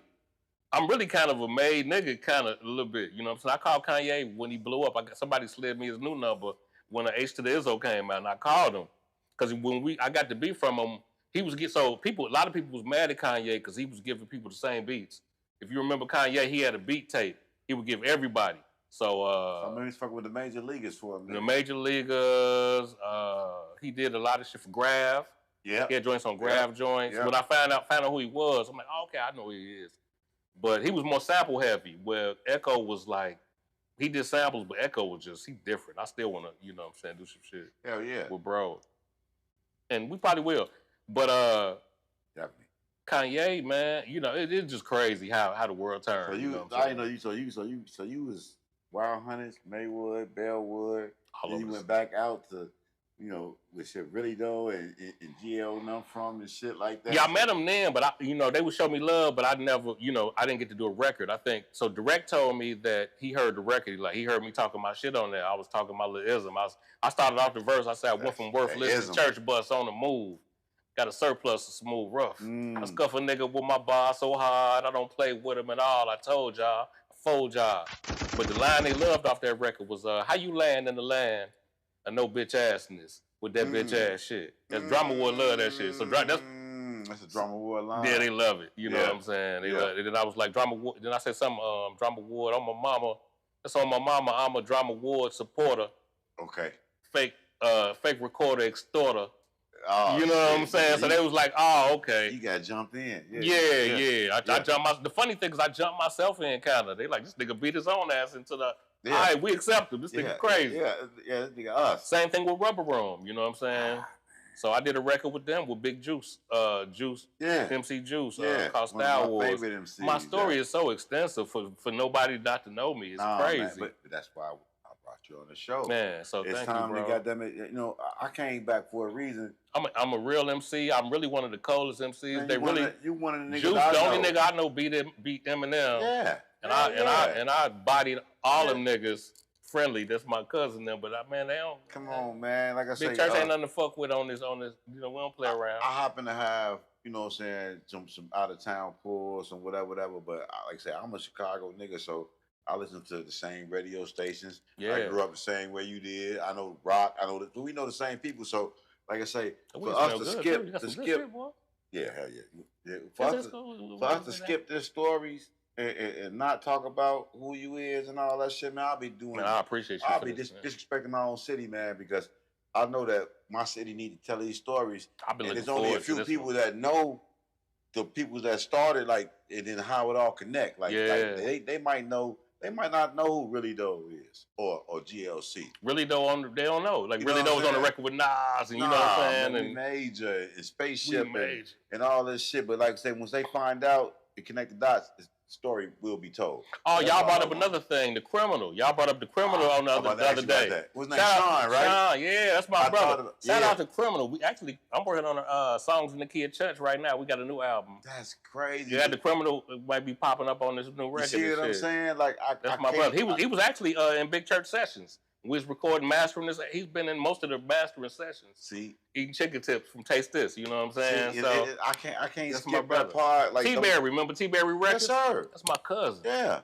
I found that out later in life. I didn't even know. That's my shout out, cuz, man. Man, see, that's why I had to do the podcast and then put a spotlight on the city, because I can't skip them parts, man. The Criminal, and it all popped up later. Like I couldn't. The Criminal, real Sean. Yeah. I remember like meeting him with his whole government. Yeah. I met him. It's funny. After they was playing that record, Looking for a Better Day. I met him later. I met him after that, and we worked together. And he's such a humble dude. He don't go around like, I'm the criminal, nigga. Nah, I gotta bring him on the show, man. And I found out later. He's like, yeah. I'm like, wait, hold on, wait a minute. You crazy spins on the radio. Yeah. Pink House. Yeah, Pink House. Man, crazy. I mean, he was. He do this thing now. He actually does car. I'm trying to word it right. Not what is it? Detailing? He like detailer for the stars. He do all the bulls. Okay. He go from state to state. He back and forth. Yeah. He do DJ Envy. When they do the big events, he do that. Yeah. Rick Ross, he do all the big events for bro. He doing this thing. Y'all got to get my bro on here. I got you. You got to get bro on here, man. But he here. He ain't never left. He be back and forth between here and ATL. Oh man, we catch him on the link. He in the A too. Yeah, he in the A and he here, so you can catch him wherever. Yeah, that's cool, man. Real solid dude, that's man. That's dope. That's the thing, man. It's if crazy, you stay solid and just stay grounded. I don't know why it popped up in my head, but when we was talking about original motherfuckers coming out and getting radio play and Pink House, I was like, shit. The first Pink House, I know Pink House was playing the shit out of The Criminal. Yeah. And I met him, you know what I'm saying? So I know his government name. That's Sean. That's my brother, man. That's dope. Like I say, that's my real brother. Like I say, man, you know a lot. And it's funny when I bring him to the studio, they be like, "Who is this nigga?" Because I brought him, like, you know, I do my mastering with my brother KX. Okay. So we give a shout out, you know what I'm saying? Shout out KX Complex. You know what I'm saying? Studios. Yeah. So when I don't bring a big entourage of people in, but I bring real family. You know what I'm saying? Okay. I learned not to bring too many people. Yeah. But the people I bring, they serve a purpose. Okay. You know what I'm saying? So I always let the criminal know, and they know I got them chicken tips. You know what I'm saying? Oh man, I gotta let you fuck. Yeah, they come through, eat good. Oh man, you know what? And we sip some good Grand Cormino. Next time you come through, we go put the cameras in the kitchen. We go show you, like, because you know my homie KP 450 too though. What is it? KP 450. I don't know. He know about you though. He know that he's a famous chef in Atlanta too. He been on my show. Atlanta. Okay. I thought you said He's from Chicago though. Okay. He's from Chicago. He knows Smooth. Okay. I thought you said K Rockwell. Smooth. They all together. Okay. Cool. KP 450. He started off over there, same area. Yeah, plug me. He in the A now. He cook for everybody. Doing his thing. He do Monica, Tiny, okay. Latoya Lucky. Oh, he getting busy. Polo. He do everybody in the A, like Young Jock. Anybody that they. Like, I done been on the phone where they called him up, like, can you come right now? Like, Monica be like, like, so he went in there and he got a restaurant too. I'm sorry, I don't know the name of the restaurant, KP 450, but Go on his Instagram and y'all find the restaurant. I know it's out there in the A. I think it's in College Park. Okay. But yeah, it's popping. But he can cook. You know I'm gonna follow up behind him but too. He follow you and shit. And he saw you. Yeah. I seen that. I did see that. I sure did see that. Yeah. Shout out. Yep. That's recently too. Yep. He just followed me. I know exactly what you're talking about. If he ain't tapping in on the live, he definitely go tap in. Yeah. We definitely gonna follow up. You know, like we're gonna definitely tap in and get some of that food. And I'll be down there soon. Because he was when I first started off, we got the first podcast office. Wasn't even it was like an office. And we turned that bitch to a studio, and he was cooking and he was throwing down. Then when I got the loft apartment, this nigga was coming through with all types of food while we doing a podcast and just bringing plates and shit. So it was like he a dope. So y'all got to connect too, man, because we got to do this. If we do this again, we got to do this again too. I'm gonna bring some food. We gonna do it a lot, man. Yeah, because I do so much with some other artists. We go bring in direct. We go bring we got to have a family reunion, man. Bring color to people I did not work with.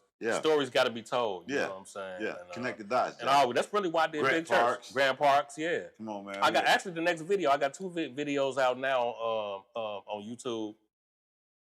But I got another video, Food for the Gods. Everybody been talking about it, so I got a video in the editing, chopping it up.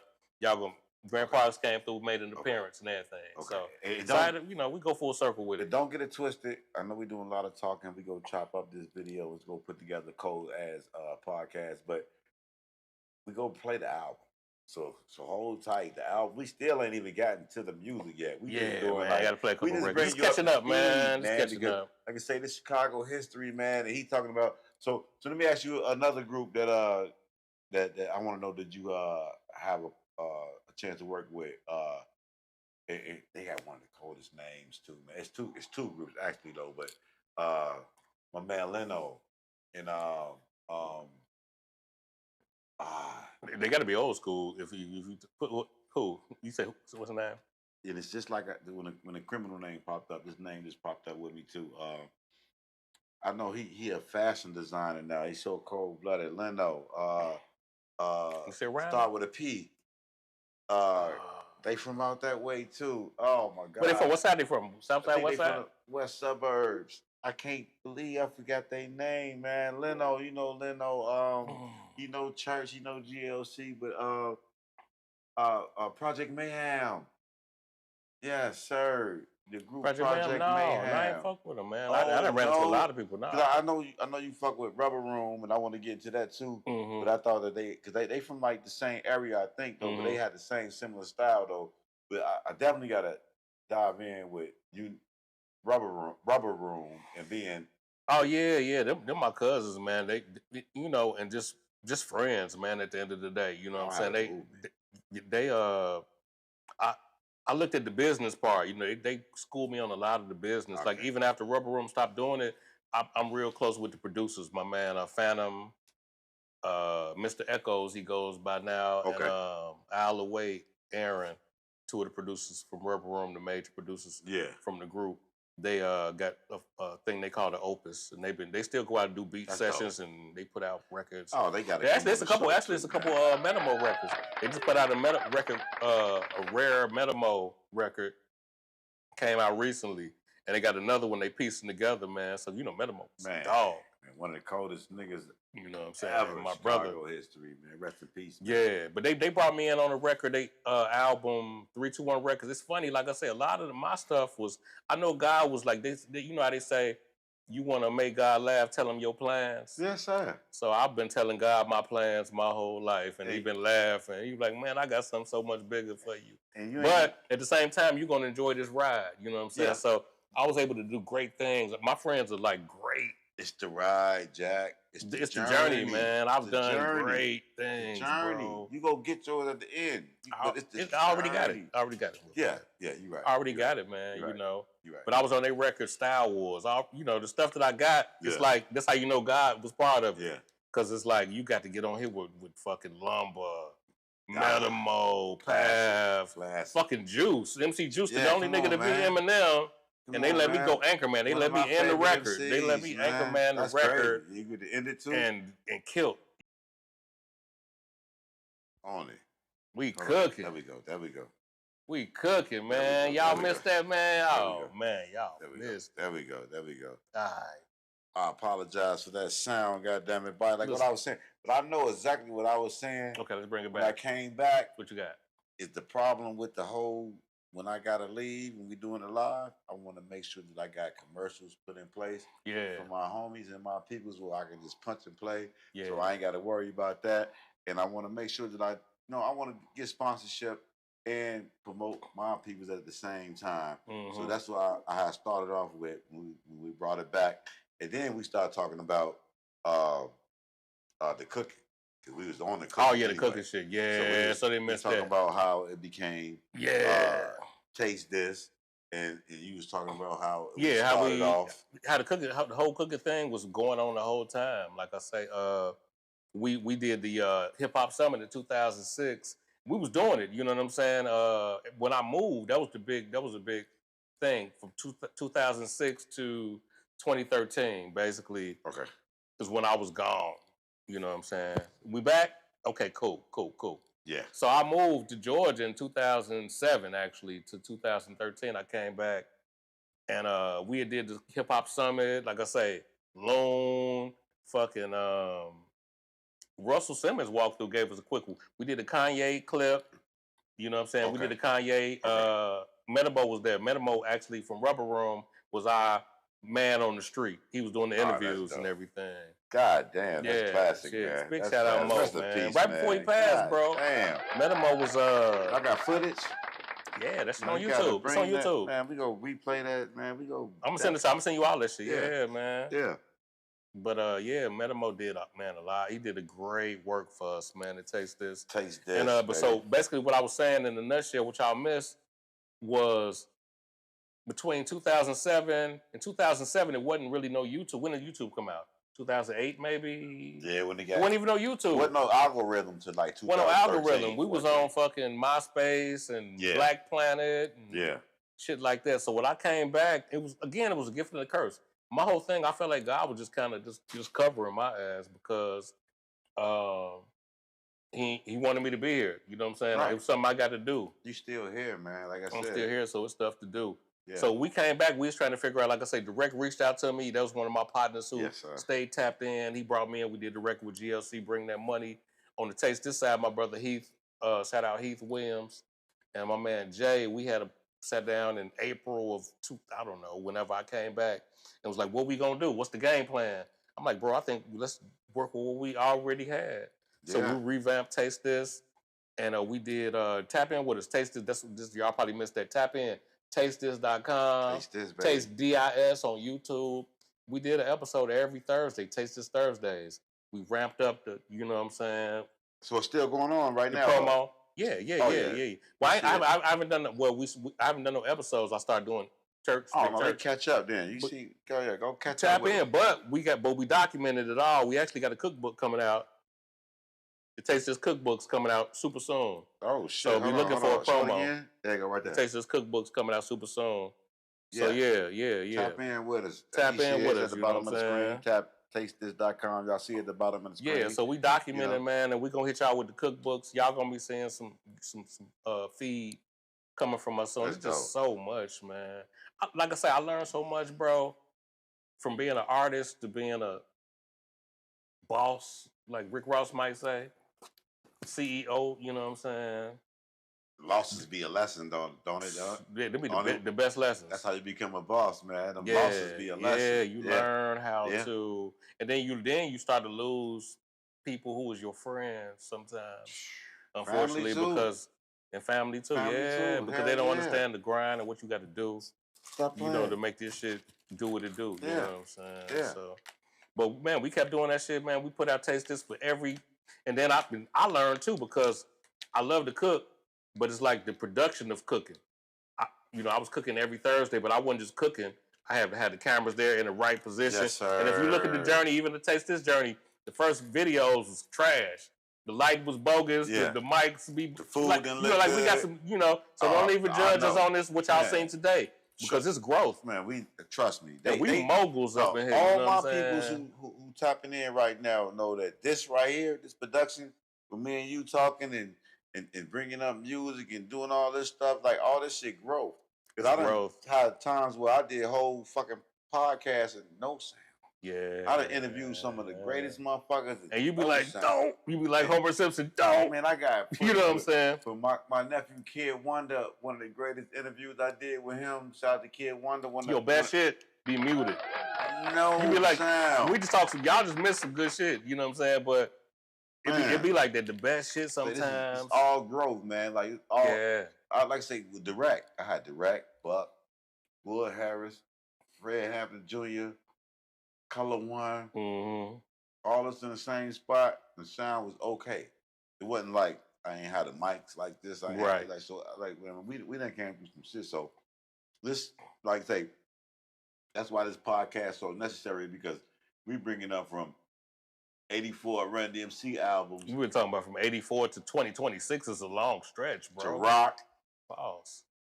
You're right. to rock the producer. To goddamn it. Rock David. Yeah. Direct. To Metamo. I talked about Kanye. You know what I'm saying? Man. I met Kanye. I couldn't even pronounce the nigga name. I'm like, I don't want to work with this nigga. Who don't want to work with Kanye? Man. I'm like, who is this nigga? Come on now. Only Kenny Bogus. That's why Kenny Bogus is relevant in the conversation. Yeah. That's how Bogus. I'm like, who the fuck is this nigga?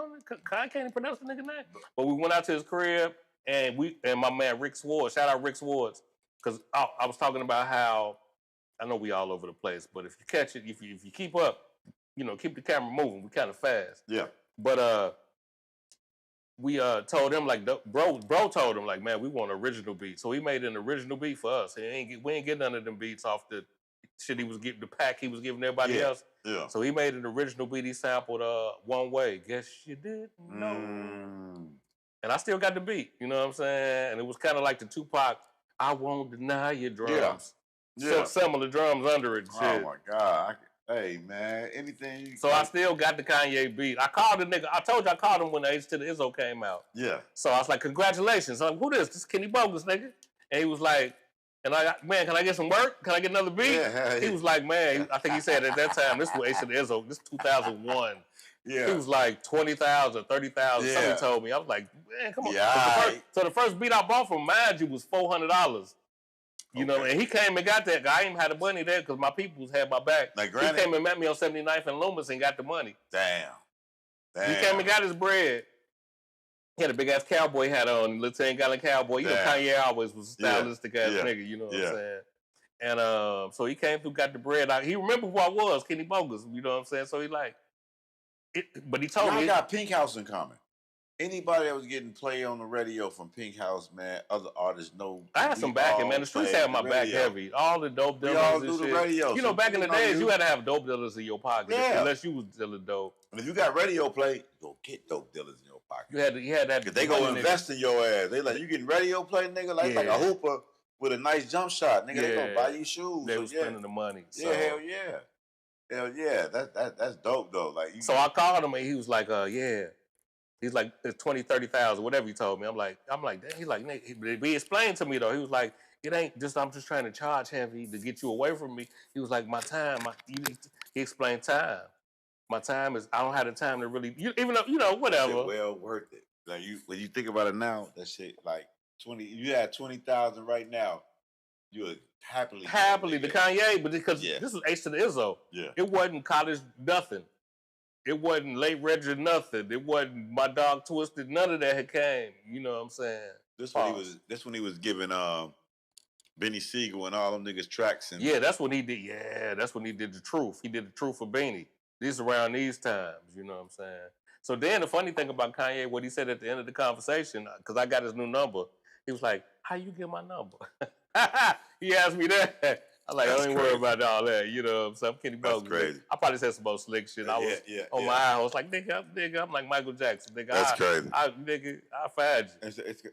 I was talking. I was so not kind of arrogant, you know what I'm saying. But I'm like, you had play from. This was where my hype. House, this was my Kenny Bogus hype. Anybody who had radio play from Pink House can talk shit because Chicago wasn't getting that. You know what I'm saying? Unless you was R&B. And I've been doing this since, mind you, again, I've been doing this since before everybody wasn't rapping. I've been doing this since before not everybody doing it. You know what I'm saying? This was before. Watching it now is almost, it's surreal. I'm gonna tell you too. Like I say, when I moved back, like I said, I was Def Squad since like 93, 92, 93. I jumped on Eric compilation album, Insomnia, me and his sister. Oh, wow. So that was like 94. So when I came back to Chicago, my ex at that time, she knew Joanne. Coal Mine. Yeah. My girl. So shout out Joanne. Shout out to Joanne. She's the cold ass female that she met. Man, she hooked up my publishing. She blessed me on the publishing too. So, I lost my shit. She found it. So I say full circle, man. Like I say, the people you know, people I know, that's how I know you. Good peoples, man. Go find good peoples. So Joanne, like I say, so she knew my ex in high school, Tiffany. Shout out to Tiffany. Big shout. So she took me over there. Yeah. And then she was like, he rapped, he just came back from an A. So Terry Cole was like, what? The first person he played was me? Kenny Bogus. Who played it? Terry Cole. Like, really? Yeah, this is my artist I'm working with. Woo, I did some shit with him. I'm like, oh, this. Oh, you know DJ Gino? Yeah. That's my man too. Shout out. I wanted to give him a shout just because DJ Gino, shout, brother. Yeah, shout out to Gino. Yeah. So I'm hearing, I'm like, this nigga cold. So I'm coming back to the crib. I want to know what's cracking. So you. That's when you came back to the city. Yeah. So I hear you. I'm working with Terry Cole, first producer I'm working with. So I hear you. Then my homie Donnie Don. Shout out to Donnie Don, my nigga Donnie Don. Drama Wood. He introduced me to Psychodrama. He take me on Lexington, goddamn it, over there where they at. I got a story about them. I met them when they was young too. And them niggas thought I was somebody else. School wanted to kill me the first time we met. Really? It was crazy. He thought I was somebody else who happened to be my sister, brother, my sister half brother. Wow. But it's crazy though. But it was a long story though. But we all became cool. But the first people that I remember hearing about, it's crazy, is you and Drama War. Wow. That's you know what I'm saying? This is when they did 6 Million Ways to Die. This is when they was first coming out and all that shit. It's funny though. I was around though. So I got a Psychodrama story. Around 90 something. No, I can't say what year exactly. But remember, they had a bad. It was a Chicago bad deal. Really wasn't a bad deal. Uncle Rick? No, they was with a U-Shot Records. You heard of U-Shot Records? Yeah. Benny. Dude named Benny. Oh yeah. They signed the dude. They was mad at that nigga and all of yeah. They was mad, man. But I met him. It was a studio in Maywood, 904 Studios. I recorded a lot of records over there too. They had a big thing when the guy Not Byron. U-Shot Records. That was U-Shot right. It was down the street from Rimmer Records. Yeah. It was a record store. Rimmer Records was on the same block. Yeah. And U-Shot Records was, the new Chicago thing. And they signed Psychodrama. U-Shot Records, man. But before they signed them, they came through and performed. I was there. I was Kenny Bogus. I always was like a Jay-Z kind of, I would say that just because I always felt like I was a boss. I was in control. I always had bogus records. Even though it wasn't the real thing, in my mind it was. No, but so I was like an executive. So I watched them come through and they would perform, trying to get a record deal, and I was sitting back checking them out. Like, yeah, they dope. They're nice. Yeah, so Bushwick Bill, because when U-Shot Records, they had connected with the South, with Jay Preston, Scarface and them. So Jay Preston, they came down there, so they sent their people, and Bushwick Bill was there, and I remember I was like, "What's up, Bushwick? Oh, you want to smoke a blunt?" He was like, "A blunt?" He let me know like, "No, a blunt." I'm like, "No, nigga, we don't smoke a blunt with a nigga." Yeah. You know what I'm saying? You better have to post some shit out on the table, nigga. Yeah. But it was too funny. But they came out. That's just one of the rest in peace to Bushwick. Yeah, man. Shout out rest in peace to Bushwick. Too many stories about that nigga. Man, Bushwick was something else, my homie, man. But he was a real dude. You know what I'm saying? That's my experience with Bushwick. Me too. Yeah. He was a real dude. Yeah. But Psychodrama came out. They was young too. It was a young nuisance, a young buck. Young side. Yep.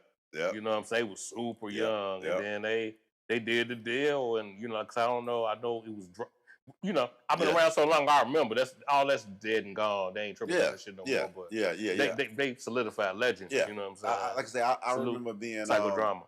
I've been went to Houston one time, and they was in Houston, And me and my homie, we was down there. They on Suave House. Yeah, they did their thing over there too. And we down there, and my homie got caught with some weed. We had bought a pound of weed for $200, allegedly.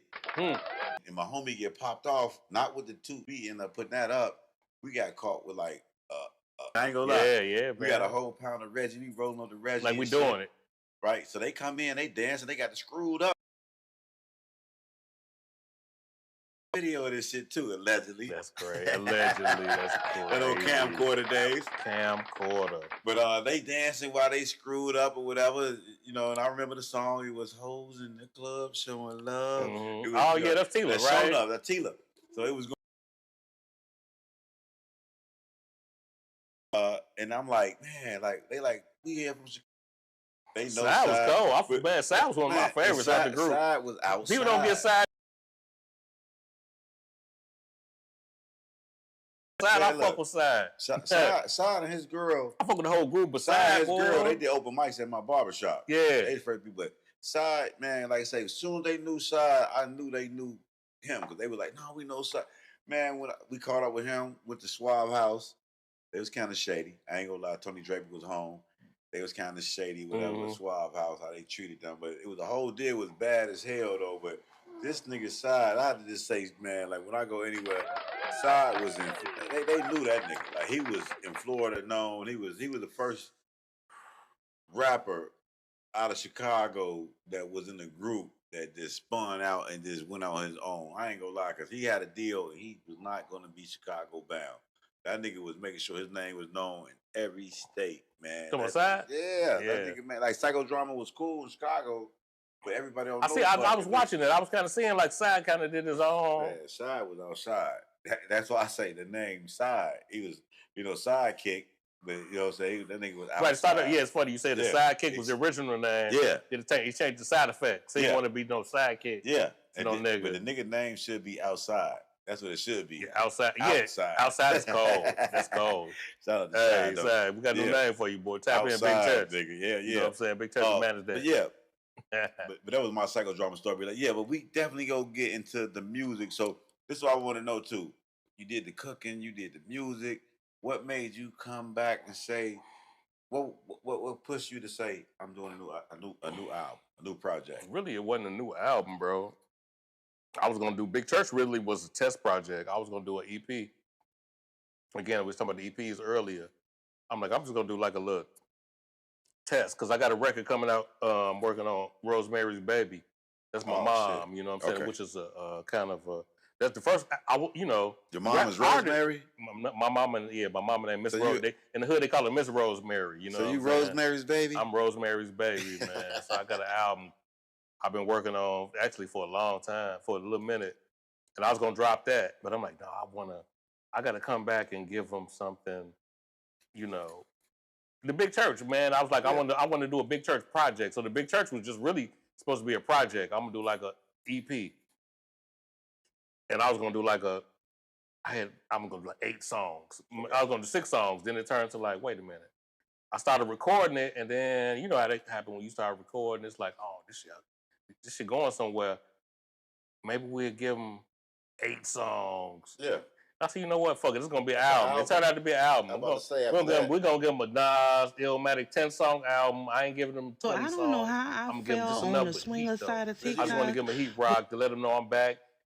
The old niggas ain't fucking. Whatever y'all call us, we ain't fucking playing. Do it like a Kanye, because Kanye was dropping 7-song albums for everybody. So yeah, that inspired me too. When he did the 7-song joint, we did the Nas joint, the Tiana Taylor and Pusha T. Yeah, I'm like, and I realized, like, wait a minute, it only got to be 30 minutes. Yep. Shit. See, I didn't even know that. Something like that, like 30 minutes. It's only a certain criteria of the album. Okay.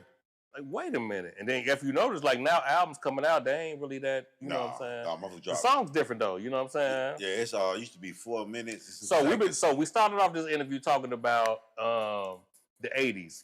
The 80s niggas would be doing like 12-inch records and long ass songs. The attention span changed. Fast forward to the internet, man. Shit, niggas ain't trying to hit all them third. You got a third verse? Rakim and Let the Rhythm hit him. He dropped a 4th verse. Right. I'll sing the rest of this shit here slow. Yeah. You know what I'm saying? Remember to rock him, to let the rhythm hit him? He was so cold. I'm going to give y'all niggas, I know y'all fiending. Remember, Karis once said no more than 4 minutes and some seconds. No more than 4 minutes and some seconds. Shit. The competition checks and keeps checking. Now, like you say, it's 2.5 minutes. Man, you better get them. You better feed these people, boy. They want some lamb chops or some motherfucking some jerk Alfredo. You better give them what they want. Yeah. And make sure that shit good. So you coming out with a and I'm doing food. So you taste this. Big church, it all ties in. Man. We just feeding the people, bro. Man. You marketing. We marketing. We feeding the people. The good first food. rule of business, and I tell everybody, is find a need and fill it. Yeah, man. If it's a need for something, like you find a need for this food, you found a need for me to drop this music again. Yeah. And now we dropping it again. God damn. Yeah. Y'all still want to hear me? The least I can do is give y'all what y'all came for. Yeah. So it's like people like, you put an album out? Yeah, this shit cold, nigga. I had to do vinyl, man. Started from an EP to an album. Yeah, EP to vinyl, to a fucking album. Yeah. I used to play my mama records, you know what I'm saying? The Big Payback. Yeah. You know what I'm saying? Yeah. You asked me for the first records I bought was records, man. It was fucking the Fat Boys, the Human Beatbox, LL Cool J. They had vinyl, bro. Yeah. We had to come out with vinyl. And it's crazy, though, because I saw then now they got the goofy looking vinyl. I love it. Shit. I love it. I saw the work that you was putting in too, though. We believe in it. I believe in it, man. I was like, man, I gotta get him on the show because, I honor the art, man, and I see you that you putting in the old school work, like you doing artwork for the album covers, and you doing the shit that and the mic don't do on the no ground, more. Like shit, everything, man, the attention to detail, like you put into it. And then you just kept promoting. Chicago different, man. We got some dope ass artists from Chicago now, bro. I came back, man. We got fucking Rufus Sam. Man, shout out to Rufus, man. That's my We got fucking Fillmore Green. You already We got know, I Am God. Yes, sir. All them boys is nasty. You know, like we got Freddie, old school Jujilla. Easy O'Hara. These are the guys that I've never met. Actually, I went to Fillmore and Friends last year in November. Okay.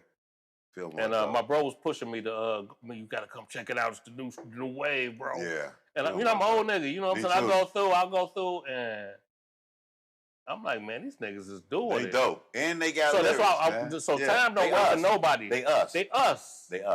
That's so when I see, I can't wait to see. I seen Rufus I've been following, bro. Like actually, joined on my album, Hard, produced by my guy Scripps.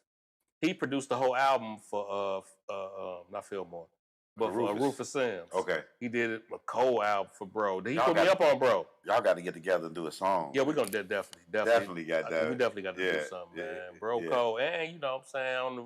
Come on, man. Like, we gonna get on that. Like I said, we ain't gonna take that. There ain't time for that shit. But I say all that to say, man. No, it's crazy though. But that Mount Phonam, as far as like as dope as Rufus is, he up and coming. I love Nephew, but he can't make that. He can't make Mount Phonam with me. I mean, I love him, but why not? It's too many foes. It was too many of them. But I like how he rap it though. No, I love him. No, that's the way he rap, and then he changed his name too. Man, it's like being. And then the style, dude, is dope. It's like being from Brooklyn. It's like being from Brooklyn. You can be nice as hell, but you might be the 18th best rapper in Brooklyn, and you fabulous. Oh, you know what I'm saying? You might. So you think like a fabulous? Even if he landed fabulous, he's cold. Yeah, but in Brooklyn, he like out of Brooklyn. But in Chicago, it's different though.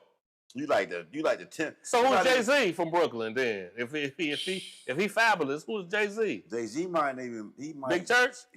Jay-Z might barely crack the top 10 with you got Mos Def and Big Daddy Kane and Pharoah Monch and you got Ja Rule the Diamond. You got so many lyricists. Oh man, J. Rule, yeah, you got so many from Brooklyn alone. That's why when I look at the battle, like I'm glad you mentioned J. Rule because remember when because '94. J. Rule dropped his album in '94 around in that time. Nas dropped Illmatic. And they both was like 10 songs apiece. But them both of them albums was cold. It was crazy. Yeah. So Ain't the Devil Happy?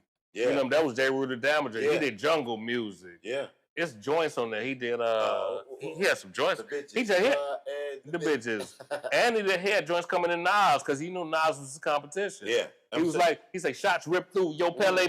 Yeah. That was straight at Nas. You know what I'm saying? So I was like, woo! So Nas sustained that. Nas was just a gangster. He was like Frank Sinatra with that. Yeah. Whatever. And it's crazy because that's how it happened. When hip hop is jazzy. Hip hop is really jazzy. I mean, all the way jazzy. Look, I'm telling you. So we jazz. We real fly. We real fly. We real classy. When I was overseas, J. Rue was the nigga that was with me. And he was J. Rue the Damager. J. Rue. He was over there. He lived overseas now. Okay. So when I went over there, the dude who booked the whole overseas thing, the young kid, shout out to my homie Braun, that was his homie. So when he found out we was over there, he wanted to connect with EPMD. So we brought him out a couple of times in the different shows and shit, Amsterdam. A couple of times we brought him on stage and it went crazy. And I was like a little kid because he come out there. Oh, you know, I'm like, when that shit dropped, it was over, bro. So when he came out on stage, but he's super cool. Man, this nigga walked the whole Berlin Wall, talking shit, drunk, drinking beer, German beer, drinking beer, getting high. The best beer. He showed me Berlin like I've never seen Berlin in my life, though, man. But it's crazy that they. But like I say, man, that era right there, man, like just to be a part of that era, from the 84 to 94. Think about it, man. Like that was then you take it from 94 to 2004. So that's that Run DMC, that J. Rue. That was everything from the beginning to it was just a big ass snowball. You just snowball that shit up and throw that bitch. You know what I'm saying? Oh man, shout out to my boy DJ goddamn it Legacy Jihad. What up, boy? And DJ Bo. That's what's up. Damn, both for Twisted DJs chiming in, man. God damn, what's good, Jack? Salute to y'all too, man. Goddamn, like we got some stories for y'all too, man. The Flight Zone. I don't know if you know about the Flight Zone.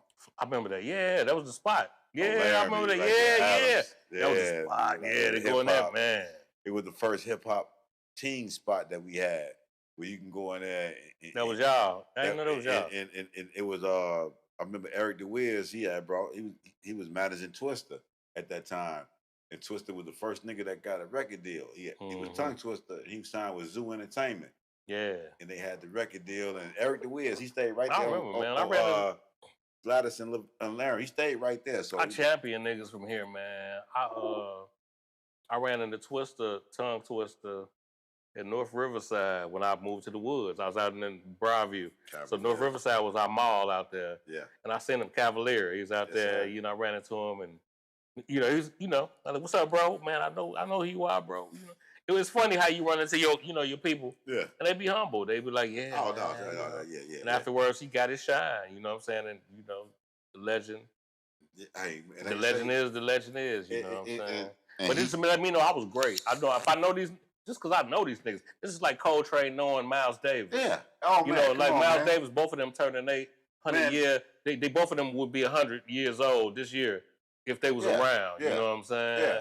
And I hope that hip hop, man, in 100 years, 50 years, that somebody's still documenting what we do, man. How great we are, bro. Because we the shit, man. Man, I'm going to tell you, like just knowing you and knowing Terry Cole, knowing Color One, knowing Direct, keep the all the people that we know, rest in peace to people that as long as I'm here, I'm going to tell a story. As long as we know the same circle, man, like I say, I can go out of like me and Color One. We got so cool because I remember being in Atlanta at the Rim Shop when they had the studio. Eric Too Short, Breed, they all at the Rim Shop. Color One out there. I dreamed of doing records with these guys, man. I saw that nigga out, him and Rick airbrushing shit outside the studio.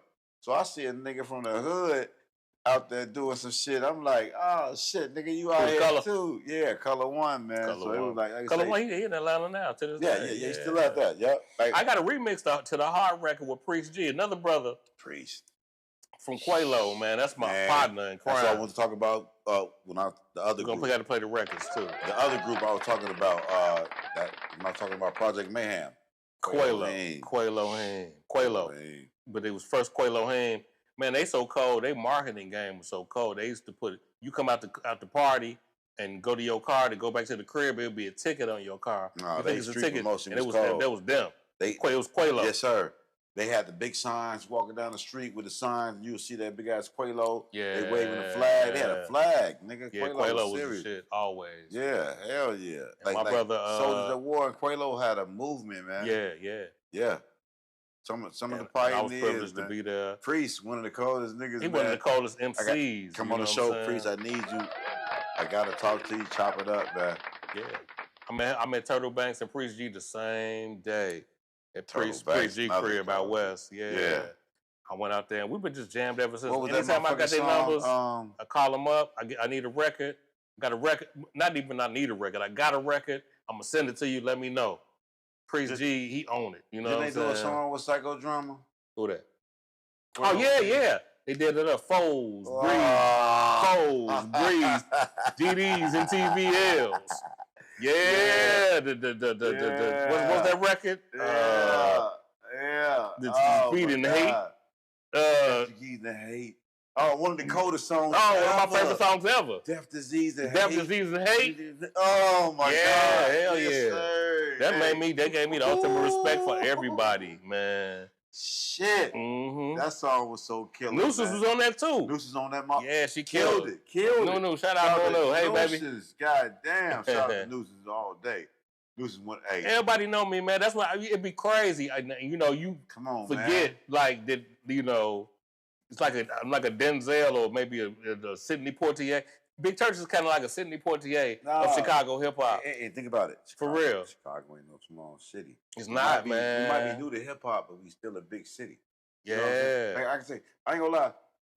I didn't realize how huge. We not in New York, but we so. Kim Sermon been knowing Nuisance since 94, 95. When she came to Chicago, that was the group I took her to meet. So I've been knowing her since she was wearing towel coat. She ain't wear the towel coat. Yeah. I think she might still got the towel coat out there. She got the towel coat. Yeah, I know she got one She's locked not gonna up. bring that motherfucker back. But yeah, man, look, we ain't gonna waste no more time, man. We gotta get into this motherfucking album, man. Man, play something, man. My nephew said the last interview I did, it was cool, but y'all ain't play no music. Oh no, we gonna play some music. I think they want to hear something. No, we gonna make sure we gonna run it down the line if y'all want to hear some music. So we gonna play the first song on the album. I always like to do that shit. And just the title track. Big Church, yeah. The title track, first song. That's me just talking about ism, shout out GLC. I want to get GLC on this record, but we're gonna get GLC on the next with Songs in the Key. We're gonna get GLC on that motherfucker. That's my player partner, man, you know what I'm saying? So yeah. Enjoy this with this Big Church. Show money when you're talking like me, especially when you're walking like me. She reckless eyeballing, gawking, even wifey stalking this P. I pimps my pen on cold Chi-Town nights. I don't settle for less. Nigga, I rest dressing finesse. Let me know if it feel good to if y'all can hear it. Indulge in elegance. I go by the name Big Church. Bound is worth it. I'm unparallelable, another level. I'm telling you. Go by the name Big Church. You want to go? Yeah, oh yeah. Go by the name Big Church for what it's worth. I'm unparallelable, another level. I'm telling you. Go by the name Big Church for what it's worth. I'm unparallelable, another level. I'm telling you. It's Big Church like Bishop now. My penmanship ism. The max holler ain't it when I paint it. Your bitch fainted and stated my language was rare. I just told her. Savoir fairs everywhere, but this ain't fish. Excuse my French, you smelling the stenches of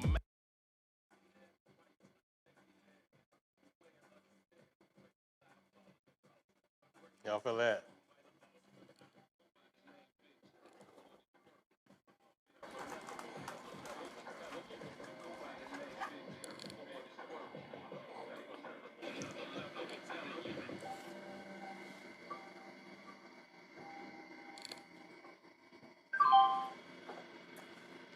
Yo, hey, look, that's the first song, Big Church, title, Yes, title track. Title track. I'm just talking about ism on there, little ism. The Yeah, raw yeah, bone yeah. is you gonna get it, you know what I'm saying? You dig? So it's nice with the fade out. You hear fade out. Who Yeah. produced that joint? Oh, my brother Ugg P. I met him through Echo, actually, who the brother who gave me Kanye number. Oh shit. So we did the joint on the first album, Chicago, CHICAGO. That shit dope. He produced that, you know what I'm saying? One of the brothers who brought me back in. Yeah. The phone. We ain't gonna stop there. We got to go to the motherfucking Holy Apostle, goddamn. Go Holy Apostle, you go straight through? Why not? Yeah, we on the street right now, damn it. Hit for hit, baby. Let's do it. What do you need? Well, truthfully, I thought I might become the 13th apostle. 13th Apostle. It's Holy Apostle. They laughed at him. They laughed at the man. They did, yeah. Damn. That's fucked up. I wanted to be the Holy Apostle. Yeah. And they laughed me out the building. You know That's what I'm saying? shit. I'm not even knowing how much shoot. Probably because what we did with it, we took the Holy Scriptures and made folk on hustlers. You know what I'm saying? Made Blackstones. You know what I'm saying? Blackstone Ranges. Stuff like that. So, you know, all that was symbolic. You know. Ooh. Because you ain't gonna come in the game and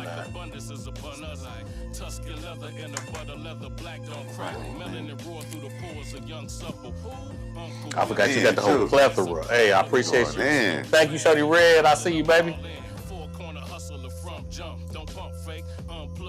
This bitch quick, been up late, cooking up something the street to prove parallel to cooking up something taste disapprove. Chef, ain't it? I painted different than dude them. A 1-to-1, Rosemary's baby, Cochise, son of a gun. Plymouth Rock landed on us, fam. Synagogue colossal, big church, holy apostle. And shit, hopefully, I know y'all gonna probably do a review, hot or not. Say the official hot or not, but my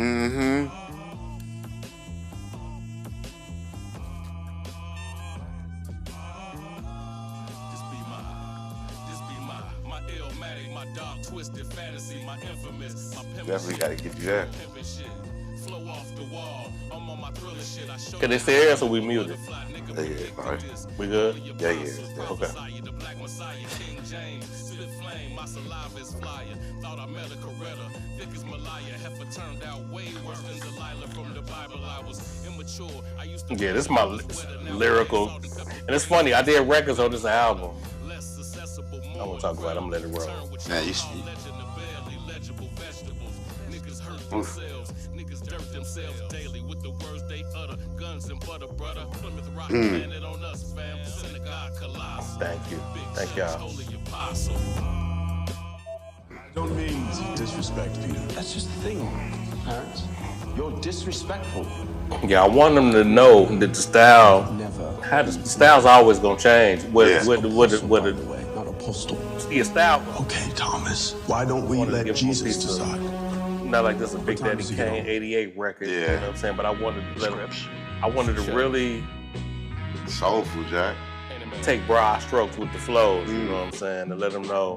Like a brick wall, like the sidewalk cement. I'm a G, I'm dealing with a gentleman. Turn them weak bitch seasick. Ain't no motherfucking reason to pretend. Done deal, no provision to prevent. Pledge allegiance. Big church so prestigious. Lil nigga, you fuck with me, that's egregious. Y'all spilling tea with the beaches. G shit. Online, try to catfish as of recent. A good offense, pick holes in your defense. I bear water, lead a horse, do they drink it? Slow down, big church, don't overthink it. Slow down, big church. Mac shit, right. Big bitch beastin', puss gobbo, but the brain fake decent. Yeah, the brain fake decent, that's hard as a panda in charge at the precinct. I keep going hard on the beat, I don't reel it. Most valuable assets, the time that we spend. Now spend a block on my riches, magnificent, on the bitch, I'm relentless. Back with the game and the route is tremendous, stupendous, and that means extremely impressive. Is you ignorant? Church. Like the shit I fucked the world with loud. Fight for bitch and I went in raw. No, man, this is my joint right here. Yeah. The rest is supposed to be on here. Shit. He wanted to. He submitted it. He ain't submitted the first time. He shot the video to this though. I got a video out. Yeah, he shot the video. One of my favorite shits, bro. Love the pattern. Shit that we did. This was Priest G. That's Priest G flowing now. Quelo.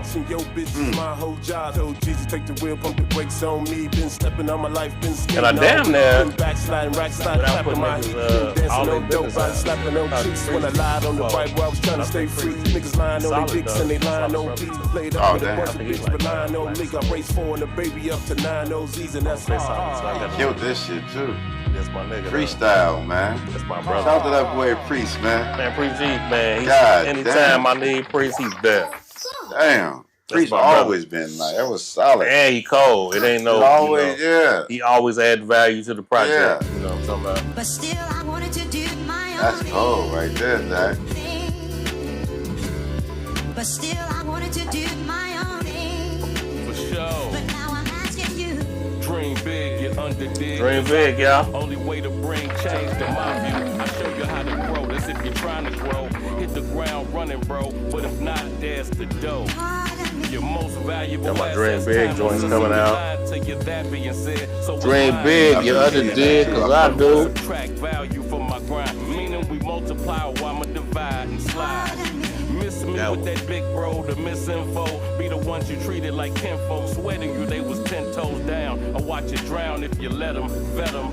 Pardon my pimp flow, but clown move around. And then I got the And beat it buster, only your trusted hustlers could muster the hard to move with God, nigga, you. I got the church on the hoodie. Oh shit, though. Oh shit. Okay. Yeah. But still, Yeah. I wanted to do my Show own the chat, Jack. Chat, show the hoodie, Jack. But still, Oh, I that wanted one? to do Yeah. my own thing. That's all I wanted to do. Now I'm asking you. The big church, your grandmama and them go too. They get that good word and fried chicken. I'm tripping, I'm trolling, but ain't no lies told here. I guess you could say the game is to be sold here. Fuck me. Look, baby, this life requires a thick skin, a certain something.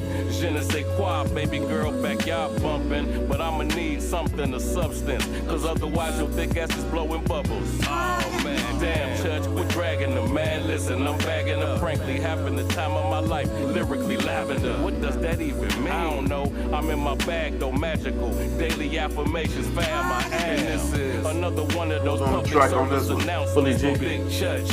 So yeah, Fully G did that. The hard joint that came before that was Crips. Damn. We did the Rufus Sam But shit. still, I wanted to do my own thing. So yeah, I'll probably be he tapped in with Rufus. I'm But still, I wanted to do my get with own bro. thing. Yeah, we gonna Cause I fuck with bro, you know. I really fuck on with the the show show. and shit, talk this shit. Yeah, I saw it. I was there. Yeah. Yeah, I checked it out. That was dope, man. I really y'all did y'all things. Shit, we doing that thing right now, baby. You playing this new music, man. They don't know about this shit. This is supposed to Dope Lines. Oh yeah, this Come on, Blue man. and Cream, baby. You Dope remember Lines Ghostface said, podcast, man. Show them the "Yo, rock album this cover nigga one this more summer." time, You know, Doc. just be like Blue and Cream. And I'm gonna tell you one thing too. This is not sponsored by these fellas right here. I'm not gonna say no names, but the fact that we real cats like us fucking with y'all, We might be able to pull some off. You know what I'm saying? we need a check. Kevin, this Kevin Hart, the Kevin We need Hart to check. Grand Cormino. Holla at your people, man. Hold on. We sipping this pause at all the music, podcasts. Look, we brought this to our podcast, man. Cut the check, Kev. Yeah, Kev, come on, man. We Ain't nothing sipping wrong with Grand that. Cut the Cormino check, with man. all Red- the big we bring the red cups out. We got the blue joints. cups. We the blue cup boys. Fuck that. You got the red cup boys, Chicago niggas. We the blue cup boys, man. Indeed. Stop playing with us, man. Ravager, managed to stay relevant for eons and got game for you peons. This what you be on, church? Yeah. Blue and cream, as we Blue talking and about cream. that. Blue and Cream, baby. Well kept decadence, evidence of elegance ever since forever, bitch. And you can smell I'm rich, but never This one. And P produced this one too. I heard this one. Yeah. This song right here. What I liked about this song right here, I got to pause for a minute. Yeah. It was like the drum beat on there. I don't know what it was about. It was that all drum over the beat in that place. motherfucker. But it was like it was And damn, organized they didn't make the chaos. album. Yeah. But I love it because I'm that type of fan. Like that's why I like Rufus, Okay. because Rufus would go off and then come back on beat. Right. You know what I'm saying? But when That's it's dope, why. it's dope. Like West Side Gunna and all them niggas, man, that's dope. Suit the Shaka, Dragon. I fuck with them because it might have been unorthodox. It's That's a what it was. Like shockery. you can Yeah. switch up Southpaw. Like Yeah. this song, you was just showing yo. Just to let you know the range, and then Yeah. then the name of the song was Blue and Cream. Shout out Ghostface. You know what I'm saying? I know what you mean on that. Yeah, You know, Wallabies, it's like, nigga. yeah. You gotta, Mm. you gotta deliver. And it's funny. That's one of the songs. Damn, they didn't make the album because I was like, I don't know if they gonna get it. Oh, that's crazy. You know, it's always something that you think people ain't gonna get. You know what I'm saying? But the funny part is when I post it, I've been actually, I don't use that a lot in the post. But when I do post it, people be like, yeah, and the women like it. the women be like, yeah. I'm like, damn, y'all. Like it, yeah. Women hip hop. Yeah. Sometimes the women more hip hop than the niggas. They used to always be that way. They knew the Benny single was hot. They knew that. Man. They knew it was hot. They was on it. That's where I get the response from. They be like, nigga, that shit cold. Nigga. Yeah. I'm like, okay. Yeah. So man, shout out to the ladies, baby. Shout out to the ladies, boy. Y'all Big know church love the ladies, baby. You know what I'm saying? Green, baby. Blue and cream. We love you back. Mm-hmm. You know, who's the coldest rapper you ever heard? Dylon. Yeah. Big Church. Gotta squeeze Big Church in between. You know, you know what I'm saying? Dylon gonna take all of it. Your Dylon gonna get it all if you don't get you some. Man, look, boy. I gotta play that candy yam. This is okay. This for the ladies, man. Speaking of the ladies. I was on this app called Bigo. It's a live app where you just go live and talk your shit. So I never went live on Facebook or nothing like that, but I was on live on Bigo, and they would just give me instruction on Big Church. They loved it. They was like, man, do something for the shorties. I did this. Always necessary. Gotta do something for the ladies. This Always is my around the way girl, sort of. You're an LL fan, so you already know. You're the GOAT, man. If you ain't fucking with the GOAT, you ain't trying to be no GOAT if you don't fuck with the GOAT. Ladies love. What you talking Ladies about? love, Shit. man. I need love, all that shit. Yeah. Candy yam, dope ass title too. It's a You know, conversation. one thing about this It's song, a conversation. kind It's of remind rapping. me, and I was like, I was telling my homie when I was listening to it, I was like, it sound like, I was like, maybe he was a little younger than me, and I was like, Exhibit. That's good. Interesting. Exhibit, the cadence. Oh, the flows. cadence? Okay. Oh, and Exhibit got lyrics. Don't get me twisted. Exhibit cold. Yeah, you got. I just know you. I didn't think you was gonna go there. Like Yeah. Exhibit. No, the voice and the cadence. When I hear it, like when you intro a verse, I was like that's Exhibit when you come in. Always come in like where you come in where you intro your verse. Always something. It's always on a. It's third person image. Oh, third person energy. Okay. Yeah. That's funny. Yeah. That's funny. My man Shadow Master so I sent the hard record into video YouTube show they had. And my man Shadow Master, you know Shadow Master? Mm-hmm. That's crazy. You need to know, bro. You know they got the longest on running open mic nights on North Avenue every Tuesday. They've been doing it forever. Damn. The Guinness Book of World Records approached them niggas. Where at? On fucking North Avenue, man. I gotta put you up on them niggas, man. That's crazy. We gotta, man. We gotta put together like a family. Yeah, every Tuesday. That's crazy. Yeah, we got to get a family reunion going, man. Because a lot of this shit going on in Chicago is still segregated, man. It's too crazy. Even what you doing, bro, man. Yeah. Your number should be through the fucking. Yeah. We It's got to connect the dots, though. It take people like us, though, to connect the dots, though, man. We gotta make this right. We gotta right these wrongs. I'm here for it, that's though, why man. I'm glad I'm here, man. Because I'm gonna do I'm gonna use all the power in the big church congregation. I say it on one of my songs, man. I say big church congregation stand strong. We standing up, man. We're gonna be knocking on doors like Jehovah's Witness, baby. Algorithm working because, like you said, you hit me up like, yo, Eric Sermon like one of my posts. Yeah, like, E-double. Because you in the algorithm. Yeah, I'm like E-double like my niggas hit me like E-double, nigga. I'm like, damn. And it's popping up. So as I say, they say that's. But it's so crazy. I've been waiting for that my whole life. That's our new mission, Jack. We are the algorithm. So we gotta goddamn it put it destruction to us or our shit circulating the algorithm. Yes, sir. Not because niggas we hear about Chicago. A lot of young niggas is out there that's nice and like say we know about them now, but we still gotta put y'all out in the forefront so we can make sure that them sort of you in position to do it, man. People like you, bro. Yeah, but say I need niggas like y'all who got the leg, who did the leg work too though. Yeah. Like I say I can't do it and bring up no niggas who ain't do it. I gotta have niggas who know the same circle, know the Terry Cole, know the rocks, know all this shit. Yeah, but it's like, that's good. That's so dope that we telling the stories. I hope, let's do it, bro. I'm here. Like I said, this ain't no one podcast type of deal. No. So, like I say, Color One, he been fucking with us since the 8th. Color One go Atlanta. We started doing the podcast. Color One was right there. He was there when I did podcast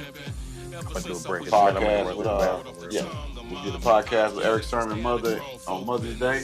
Man, I seen that. Man, rest in power. Color One was there with us too. Like, so he always been around. Color One ain't going no, and he gonna be on the show.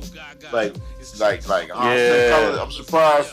I should have sent him the link now so he can tap in. You know what I'm saying? But yeah. I'm finna send it to him now. I'm finna run to the bathroom. Yeah. I'll be right back. Color One can tap in. Let me see. Hold on. Let me see. I know he's somewhere.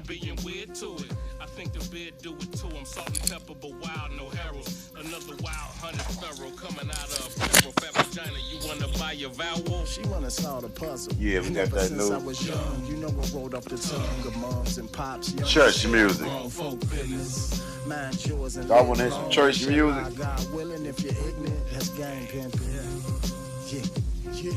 Yeah. This one right here, grown folks business. Don't be too big for your Come on now. bitches. Don't be too good to these bitches. And if it's past due, you need to know where some interest accrue.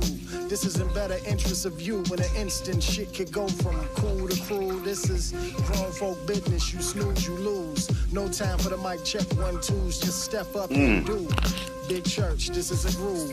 Ugly be the flavor and up is how we move. Let's go. And ever since I was young, Come on now. rolled off the tongue of moms and pops younger. Stay out of grown folk business. Mind yours and live long. Inshallah, God willing, if you're ignorant. That's game pimping. Stay out of grown folks' business. Fucking you talking about new music by church. This Dope Lines podcast, man, you dig? Yeah, say he gonna be a special child. He was out pimping. He never did come home like he pimping. He always come home as a nice child. He used to come by my house and tell me, I'll be sitting up drinking me some beer. I ain't thinking about what he talking about. He said, and these girls like me. I'm gonna get me some money. And these girls like me, I'm gonna give me some money.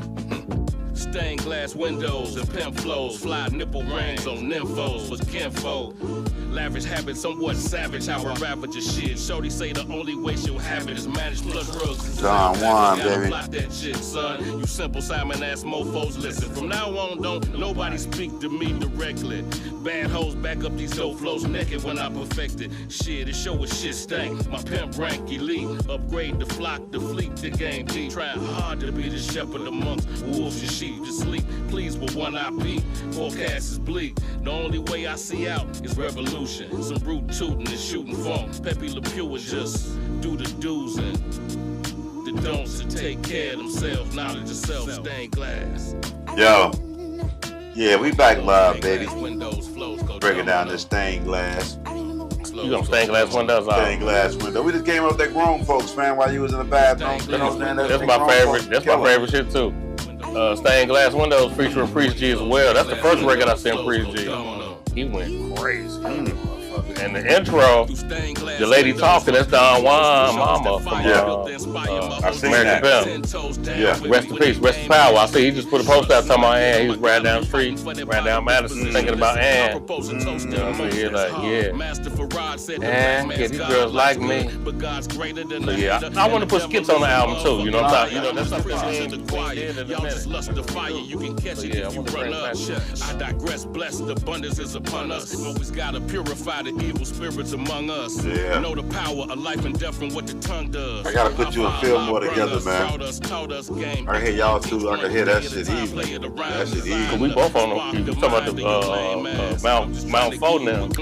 Yeah. It's me and bro probably up there. Oof. And then a couple other cats. We only got room for a couple more cats. Man, 4 people. Man, me, Phil, yeah. You know, who you say Fillmore? Yeah. Oh, I'm thinking up the roof. Up the roof's on the floor. Oh, no, yeah. Mount 4 now. But I was thinking Roof about is cold. I mean, Fillmore, man. I can hear y'all two together. Y'all got a similar flow. That's what I'm saying. Y'all, Yeah, Fillmore, man. Big up, bro. I went, like I said, I went to his Fillmore Friends thing back in November at the Rumova. And he brought out so many people that I had never seen. I was like, oh, it let me know, like, man, the game don't stop. Nah. So no matter what, all this stuff we've been talking for, I don't know how long we've been doing this broadcast. if you don't keep pushing toward it, Man. it ain't gonna wait for you. You know what I'm saying? So keep doing your thing. Because when I went to that, I saw Fillmore. He hosted it and he did it graciously. Yeah. But he brought so many people that a lot of people I did hear of. Yeah. Some of them I never heard of, like Freddie Oso. I heard of her.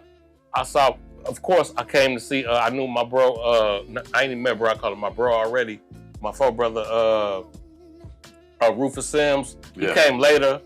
But there was so many artists I seen. Something G. I always fuck up his name. It ain't YG, but it's something G. Skinny dude. Okay. There's so many young. There's so many dope, but so many co-artists from Chicago. My man Corey. I thought. My man Corey from out west. Corey, he the one who put me up on a lot of people's too. I saw him too. I thought all I had to worry about was Crucial Conflict, Direct Them, and Young Buck was probably my biggest competition I had to worry about.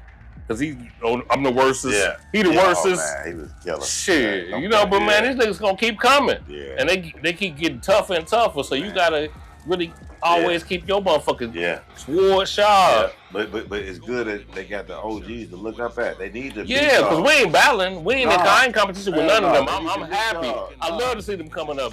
I could tell Roof is he's a humble dude. All of them when they know who y'all are and y'all name and what y'all put in the work, they probably already heard of y'all. If not, possibly. They gonna ask around. Maybe so. I ain't even gonna find out. But that's why I keep working. Just in case you didn't, let me put out Big Church. You put in the work. Your track record speak for itself. But I ain't one of them dudes out here like, you know what I'm saying? You heard me on Rubber Room, nigga. Yeah, but you know you heard me with Direct 10 years ago, nigga. No, you can't. But that's on them too to do their homework too. Hopefully they do. You know what I'm saying? Hopefully they do. But no. That's why I say that's what I like about these young cats that's right now doing it. A lot of them are doing that. Yeah, you know what I'm saying? Me and Rufus never met, but he just know my connection and he. I seen him. I wanted to go holler at him, but I ain't wanna. Man. You know what I'm saying? You know, like he found out all the people that we knew and all that. Like same way with Fillmore, and when they found out that even Fillmore was. So when he did his event, I was up front on stage the whole time. So GLC came out. He did his set, and then I went and grabbed it. We pounded up, and I know they was watching me the whole day. Who the fuck is this nigga been up here the whole time? Like. He's a somebody. Yeah. And then GLC know the nigga. Yeah. And then I reached out to Fillmore later. And Fillmore I reached out to Fillmore through IG, whatever, okay, you know what I'm saying? Messenger. Yeah. And I was like, what's up, bro? Man, I fuck with you, woo, woo, woo. He was like, I know who you are. I seen you. He like, I seen you. You was the dude that I couldn't figure out who the fuck you was on the stage, like you was somebody. And niggas saw you was somebody, you know what I'm saying? It'd be that kind of thing, you know what I'm saying? So man, I'm looking for I seen him do the video with Dave Jeff. All these people my people, you know what I'm saying? Leaders, these my niggas, you know what I'm saying? So it's like, but I ain't the old nigga who trying to, I just want to, let's get busy. Man, you gotta but you still, and they need to know who the lineage made them hot. Like Fillmore, give me nothing but respect. That's why I fuck with him. He know I'm the old head that got connections, but he like, yo, the fact that I reached back and knew him.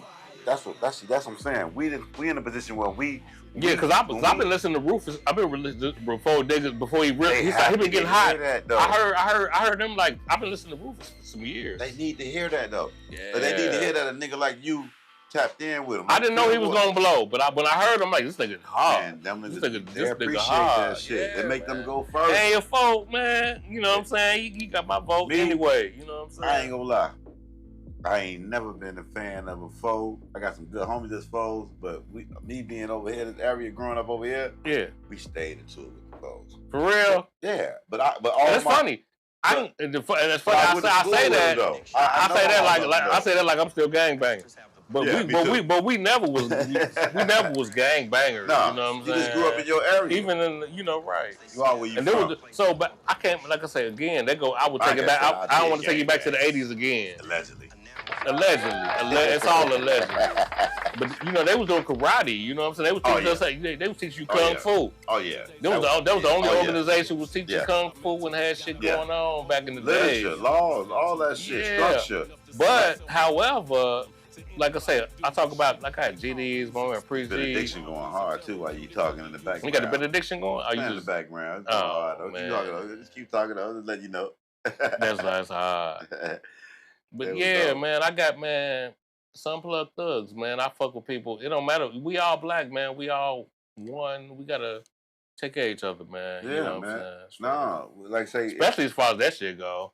It ain't even a gang. Gangs ain't even really like ain't nobody over here like BD or GD or none of that shit. Every other city, the OGs always come back and they look out for their peoples. We don't have a long lineage of rappers because we started off. Yeah, definitely. Well, we started off when hip hop started off, but we just don't have like the labels and all the great acts. All our great acts moved out of town. Yeah, other cities probably. Yeah, that was the thing. Yeah, the Brad, Luda, R. Kelly. They all moved somewhere Common. else and made motherfuckers popular.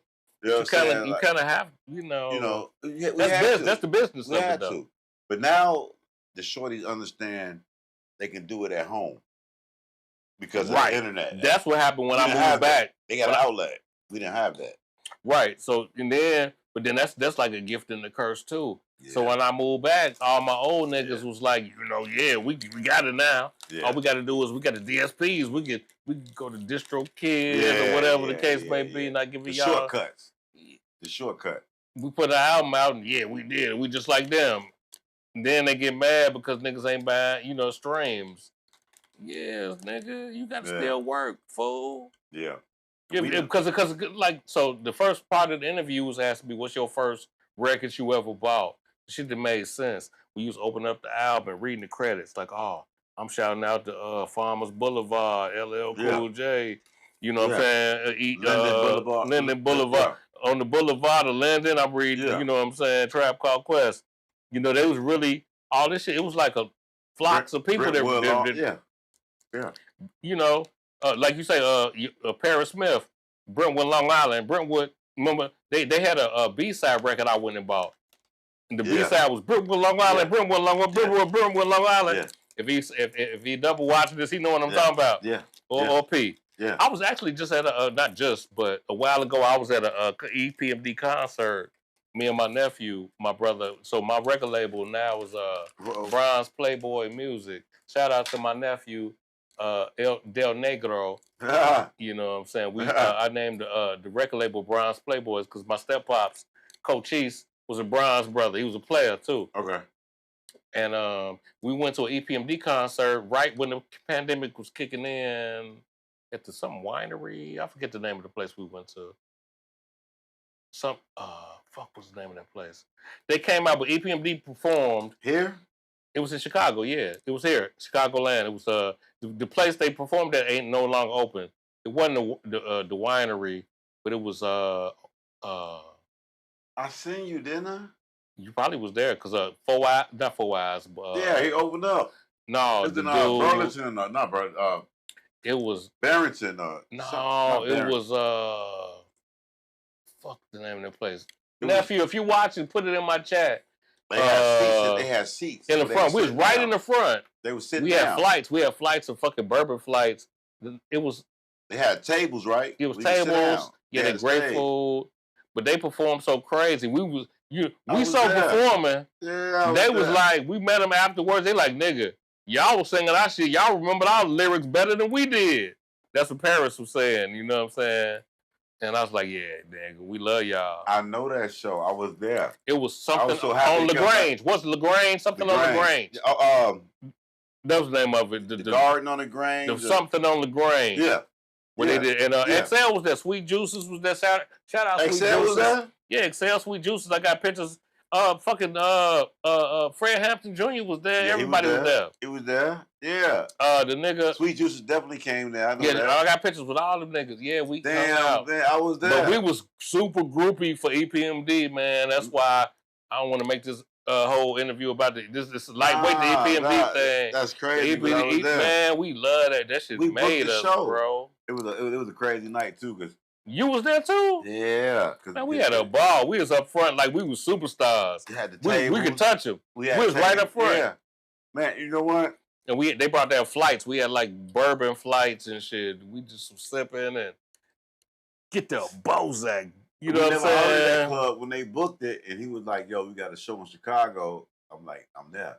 'Cause I wasn't even living here, but when They said it. They even said it like, man, they was tripping because when they got to get into their real catalog, they was like, these niggas know what they know. Oh, I remember. Y'all was in the front. We was right in the front. We was right in their face. They couldn't deny it because we was up there. It was me and a light skinned bronze nigga. That's why I named my label Bronze Playboy Music, because we was in the front. Get the Bozak P. That was it. I remember. As I sang and do my thing, I might sing Jane and a whole shebang. But if I Shout out to my snap, man Tony Jordan hooked that show up. Tony Jordan hooked that show up. He was. I think they didn't think it was going. Even how they was dressed, because Paris wasn't. They wasn't all dookie roped up or nothing. You know what I'm saying? When we came out, we knew that Tony Jordan. We know Tony real well because he brought out Jazzo. He was managing Jazzo. We did the show at the Shrine. Mm-hmm. We did Eric Sermon, Keith Murray, Redman at the Shrine. Okay. Before they closed down, they did something for my mother youth group. They did a Stop the Violence show at the Shrine. Crazy too. But they did a talent show at Penn School, Holy City too. Okay. But they had came out and Tony Jordan was managing Jazzo. And he was like, Jazzo want to host the shit. So we were like, bet. That's how we met Tony Jordan. But Tony Jordan was the one who booked that show with dude at the Garden, wherever it was at. But it was in the suburbs, and it was a decent area. They had the tables, and they paid us all the money. Yeah. You know what I'm saying? So when we came out, they was like, we was like, it ain't no venue, but they gave us the money, so they was like, fuck it. So they ain't really get dressed up because they knew that it was just it was a venue, but it wasn't no major venue, but it was hype. Like I said, y'all made it hype. Right. Eric will remember y'all. Like, I bet you when they see me, if he see me, he gonna be like, I remember that shit. You know what I'm saying? We got pictures. Time, be like, yo. And my nephew took pictures with him. Y'all came to Chicago. Ooh, he gonna be like, hell yeah, them niggas in the front. Them niggas turned up because they said it while they was performing. They was like, man, these motherfuckers know what they know. That's how I know who you talking about. Yeah. Eric Sermon. That's Paris who said it. But it was like, man. Because I had a couple of homeboys that met me in there. Certain joints, they was like, you thinking niggas don't, especially you did records 20 years ago. You like, niggas ain't finna know our shit. No, I had a couple of homies Hopefully that do. met me in there. So I was talking to them. But I remember y'all in the front row because y'all made the show. Y'all was lit. Y'all was standing up. We was going crazy, bro. I remember. That's crazy when you was there, bro. That's crazy. Yep. We was in that bitch. Lit. I can't think of the suburbs it was at, but it was a nice. It was Tavern on the Grange. That's the name of the place. Tavern on the Grange. It's closed? I think they ain't doing it no more. Damn. Yep. The Tavern on. I got a picture. They was doing a lot of shit out there. I got a picture with homie and shit, and they Four Eyes opened up because I was just left Four Eyes in Atlanta. And not Four Eyes, but from DTP, he opened up. Is that him? Oh yeah, Four Eyes. Sure is. Yeah, he opened up. Because he was saying. Yeah, because I hollered at him because he been doing shit with Saltbug. Yeah. And I was like, what up, bro? I've been seeing you doing your thing. I chopped it up. You know what I'm saying? Man, I got a show. Because I know his people's Killer Mike, one of Killer Mike managers, he was managing Four Eyes. But I know Four Eyes from the A. So when I saw him, like, man, he's like, man, I'm opening up for EPMD in Chicago. Leon Rogers came out. Yep. Cohar came out. Cohar was there. He was with us. Yep. Yeah. And I ain't gonna lie, we got to a big ass behind the scenes shit. It was crazy. Promoter. It was wild. Oh man, you know how that shit go down. It'd be always something. Yeah, always something. But yeah, we had a blast that night though. We came. That's what I ran into. I ran into XL. Shout out XL. I know XL. XL ran into. XL was right there. He said, "Man, I've been hearing your name. I've been hearing some good things about you, man. We gonna get together." Man, XL, holler at your boy, man. Quit playing with me. I ain't lying. I ain't gonna lie either, man. And it's crazy because I know I think I was one of the first people that gave Sweet Juices the microphone. She was too young to come in the club I was hosting, Marsha Jams on Division and Carson. Everybody wow. And she was like 18, but her cousin was a barber. Yeah. And I knew him. He worked at my shop, so he was like, man, my cousin Sweet Juices, ooh, she raw as hell. So when I heard her, she a dog too. Man, she came up to Marsha Jams. I gave her the mic. She killed that motherfucker. That's how she met Drama War and got connected with them. But she started working at XL, and I heard XL beats and shit. And I know him through Twan Gabs and Tifa and a whole lot of people, Bob Chin, all them. But that nigga, one of my coldest. He like He one of my favorite producers of all time. Oh, man. I ain't lying. I ain't talking about just Chicago producer. Like when I like the samples that he choose. Mm-hmm. I like the way he lay that shit. I like the way Shorty Red, Tavern on LaGrange. Yeah, Tavern on LaGrange. That's what it was, Jack. Yep. Yeah, but I ain't know that nigga XL was in the building though. Eric is a big fan of that nigga. They was in the studio together. Of XL. Yeah, they was in the studio together. Yeah, that's the bro. Oh, we came in town. He's so humble. He's so quiet. That nigga too humble. You don't even know he know. We was at a Paper Mill. Yeah, Shout out Paper Mill too. That nigga is he was there the whole time. He in one of my videos. I didn't even know who the nigga was. That's how I got a video I did. We took Eric to the studio. And Eric was like, what studio I was at? You was at Paper Mill. You was with XL. You was like, nigga fucking got 2 Grammys. Eric know who XL. Like I say, he followed him. He like him, but it was crazy because he younger than us, so he a little bit younger. Yeah, that nigga is the metaverse. Kanye West. He's the opposite of Kanye. Same production skills, styles, all this shit, but he is humble. He a soul dude. He loves soul production. I told him, I said, nigga, he loves soul. I don't even know if he gospel. knew who Herb Kent was when I told him. Probably didn't. Like nigga, like you are Herb. He did. I had a conversation with him and Direct. I said, we was at K Smooth spot. No, the chef K Smooth. K Smooth, Chef K Smooth. Yeah. We was at this spot. K Smooth. Shout out K Smooth. You know Let's KP. go. You gonna know KP? They connected. Man, we was talking about and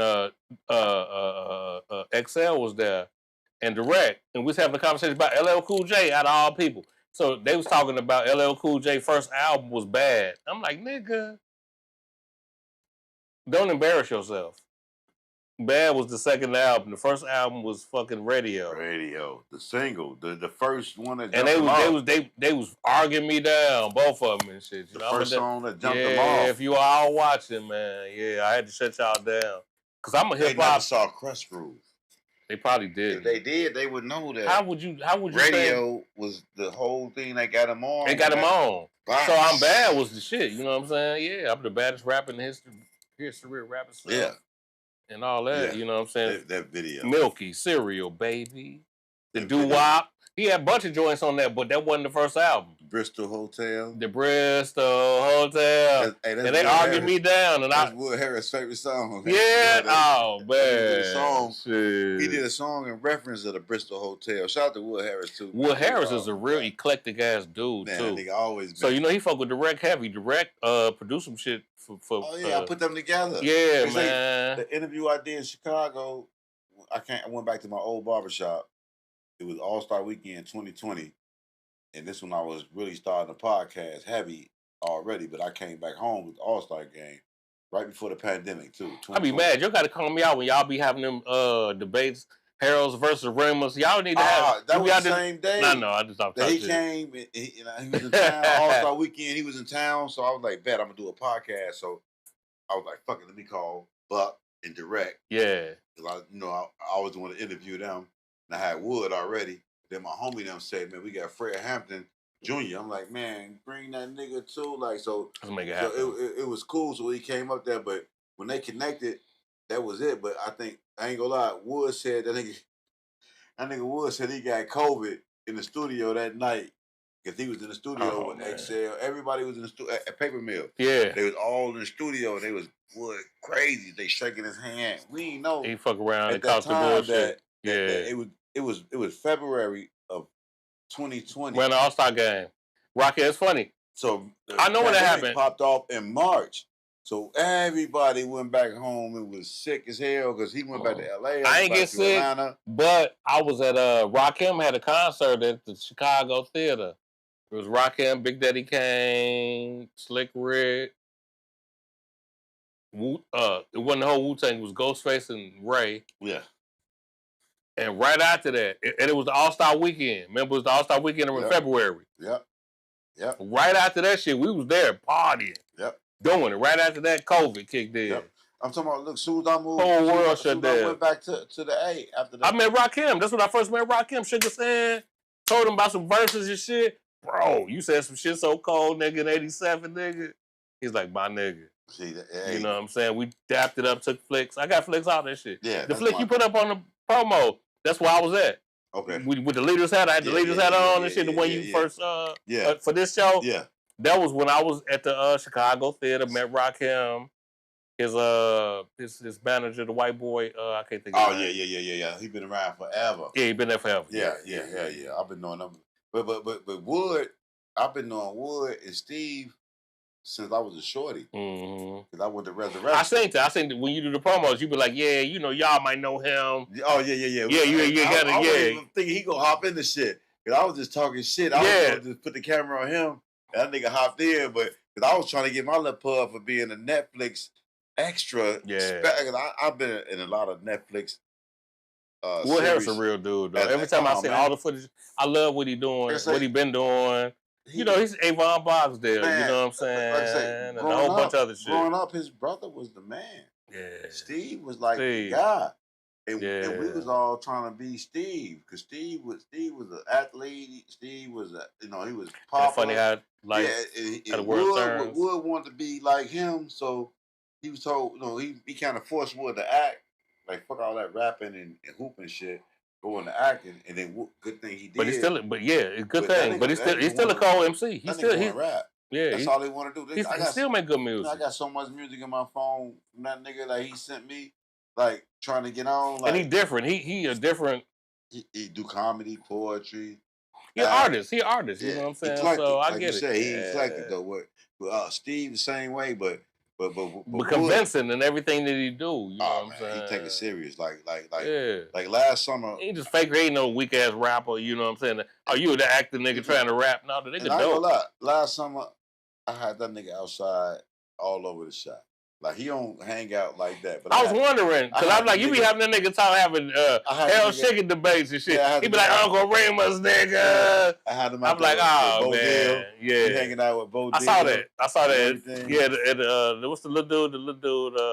Burn Pole. Yeah, Burn Pole. Yeah, man. I seen y'all. Around. Yeah, but that was dope, though, because I was like, I wanted Bo Deal, because he was doing a lot with the Tyrant series. It was movies, so I was like, man, you need to shout out, shout out, bro. Shout out to Bo Deal. So Bo Deal doing his thing, man. I follow him. He's so tough. It's like you gotta figure out how to follow. You want to show him love, but you don't want to be. He's so hard. I ain't gonna lie. See, he know my cousin Bully. That's how I got a chance to meet him. Shout out to my cousin Bully. He in the movies too. I fuck with bro. You know what I'm saying? My cousin Bully the same way. Bully, I don't want to think I'm just some new Johnny come lately, but I fuck with what bro doing. No, we go. We both was on the same album with the Rex. That when I came back, man, I'm talking about smart motherfucker. He's on the next record after me. I was on song number 3. He might be on song number 4. He did the song with the Rex too. Bo was a business-minded, smart motherfucker. He started, got his pub from 106 Park, freestyle. Yeah. I saw. But Bo graduated. He got my cousin on the right track. My cousin just graduated. And he a tough motherfucker, Bully. That's what he's called. Now, he in a movie, whatever. Like, when he met Wood, he kind of rubbed Wood the wrong way, because Wood thought he was that way all the time. I'm like, no, Bully is a hustler. He's smart. He loves his kids. Yeah. But he don't fuck around like Bo. But they cook. They good people. So when he came, we was in the studio. Me, him, Phil Moore, Bo Deal. Bo got us, man. All love, man. Like, we all met up. United. Man, Chicago's so real. Like even man, we a motherfucker. Like Rufus Sims, like the song y'all was playing the other night. He say was the Mastodon, I think. I think they said the song. I think I don't know if it's the right record, but I was watching it. He was saying something about I definitely had to cap a fan. Yeah. I'll be so paranoid. Man, Chicago's something else, man. Yeah, almost had to clap a fan. This is a tough place to come up in. You know what I'm saying? No, that's why I say you almost want to move and. You do. I did. I ain't gonna lie. That's why a lot of times, shit, I was out the city because it didn't fit me. So I knew. Well, in the '90s, it was like Atlanta because I got a record deal there. It was new. Wasn't no music happening. Wasn't shit popping. Everything was brand new in the A. So it was sweet then. So it wasn't. It was record labels that just started. It was the Renaissance of they Harlem Renaissance, and I had a chance to be involved in it. And Chicago Renaissance was cool with the hip hop, but it was hard to break into the hip hop. The culture part, we just don't all the way get it. House we don't R&B. get the business. Yeah, we do that part of it, but we ain't want to even indulge with the other part. Right. So Atlanta was like LaFace Records. They didn't know either. I remember TLC. Ask Tasha now. They got their head busted when they first started off. Tasha Scott, all of them. You know, I remember. And I know. I know Jermaine Dupri allegedly was, you know, him and Candy. You know, like I said, I was around. Man, I was around in that time. So it's crazy because I want to interview her too because, like I say, I remember her pops. I remember her. I was just I was new in Atlanta, but I just remember all that shit, and it was just a new city, and they was getting their head busted about LaFace Records.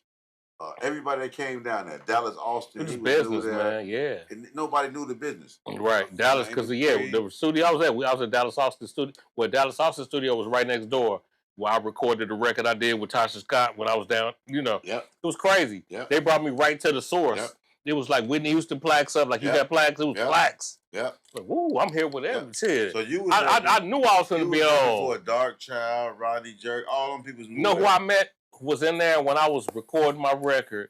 Drew Hill. Two of the members of Drew Hill came in, and they was charged. Tell me what you want. Hey, and they was charging. You know, they didn't even know the business yet. You know what I'm saying? This was Jagged Edge got beat. Versace got beat. Man, I remember. I know Big Cat, the nigga who signed Gucci. He didn't know the business though, but he just had money. Jamaican dude, big dude with bald head, Jamaican Big Cat. Man. And he didn't even have Gucci then. This game. He had two other artists. One nigga thought he was a GD from Atlanta. That's how I met him. It's always a nigga thinking GD from somewhere though. Thug Dog. That's the one they claim. They always claim GDs. His name Thug Dog. GD's first motherfucker that if you claim them, you ain't gonna lose. And it wasn't even real GDs who they got up. They got plugged under. It was niggas who went to school there, who was from the Chicago. They was GDs. For sure. But they was the smart niggas who was able to go to college that was just plugged. So they went there and they just knew GD knowledge. Yeah, and they just took over the town, Jack. But it was a good thing though, man. Like I say, the A in the 90s was special. Pimp C kind of exposed it. Did you play Food for the Gods? You didn't play Food for the Gods, did you? Ooh. That's just a bonus track. If anybody's still here, I just want them to hear that. That's no, we're going to play that before we get up out of here. We got to play that. We've been here for a while, too. I know. We did that. They broke a record, man. So we ain't got no call-ins, nothing. That's all right. We'll get them on. It's just the Memorial Day weekend. Yeah. We doing this thing, it's too. NBA basketball. We competing with NBA, nigga. Appreciate y'all for tapping in with us. Though, you'll catch the replay. Because we go chop it up. Indeed. You'll catch that. So it's good. It's good. Indeed. They know we put that work in, though. Man, this is a classic one right here, bro. Who did the track? Fully G. Shout out to Fully G again. You lost it now, Fully G gonna make me start rapping again, Jack. Fuck that. Shout out to Fully G. Food for the gods. My playing partner, No applause. Don't need to pivot like a broad, nigga. Plant seeds for harvest. Times is hard, nigga. Not a weapon form shall prosper with God with you. Not a weapon form shall prosper with God with you. Y'all snegular, degular, butter, leather, the pleather. Meanwhile, I'm flirting with a plethora of unfuckwittable literature. You miserable, pitiful nigga, you. Analog with a twisted digital pivotal bitch. Like what they got into you. It's like the rent is due. Man, listen, I'm in the kitchen on the mission. Took a sip of some pepper, she licks her. Exquisite, explicit. No matter what part of the track you visit, a thick vixen to greet you. It's a fee for a eater. Man with weak flesh. Fee for a eater.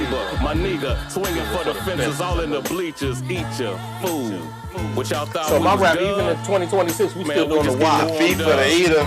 Y'all gonna make me drop songs in the key of church on y'all. Nigga gonna ask me why big church? I say, why not? Don't play with me. Gonna fuck around, take Mac of the year this year. And Color One asked me, why big church? I think we fuck with you. The Westside Taxi, boy. You ain't finna talk to Big Church if you ain't really church with it. So I got solidified by the niggas who mastered all that shit. You know what I'm saying? If it don't fail me now. Yeah, I got a remix for Color One on the hard record. It's coming soon. Wow. Can't say shit now. Shout to Color One.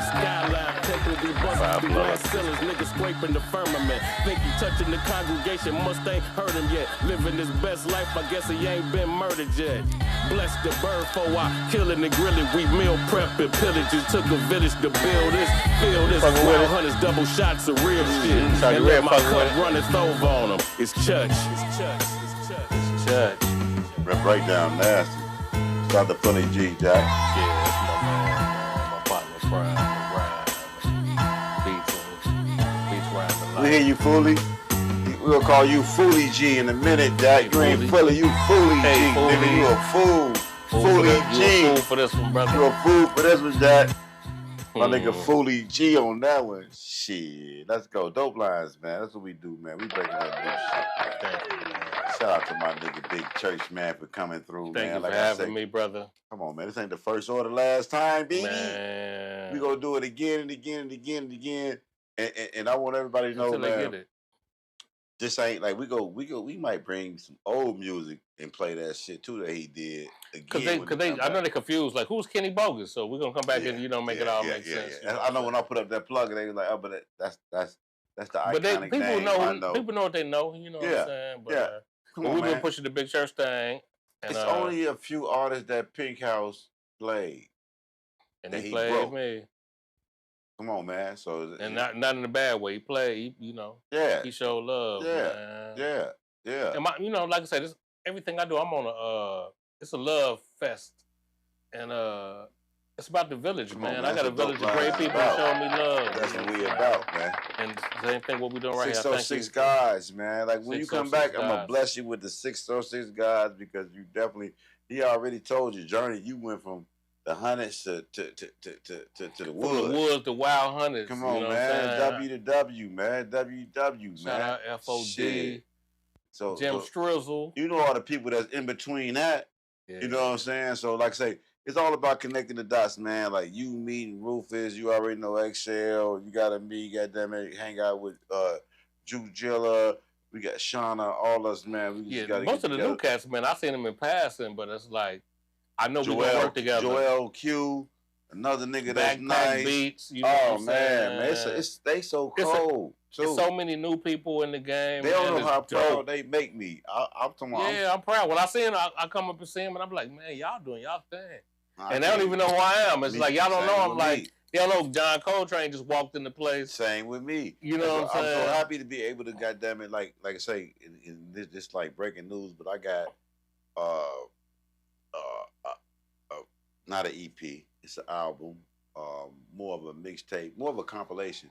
Because there ain't no mixtape, but I'm putting a whole lot of Chicago artists together, and I got some killer East Coast beats, Death Squad beats, and I'm just and I don't know why it just gel together, but it's just a thing. You know what I'm saying? So them Eric Sermon beats and them Chicago MCs always just because everybody just birthed from that shit. Even like Rufus not as young as they is, they be like, man, eat up. They know who he is. Yeah. And they like. So when you see Fillmore Green, a young nigga who you know what I'm saying? Who he is, and like, he ain't that much younger than me, but it's it's enough where it's a pot. You know, it's like that little 6 year, the 6-7 year gap. Yeah, that's enough to bring up with hip hop because you was there when it started. Right.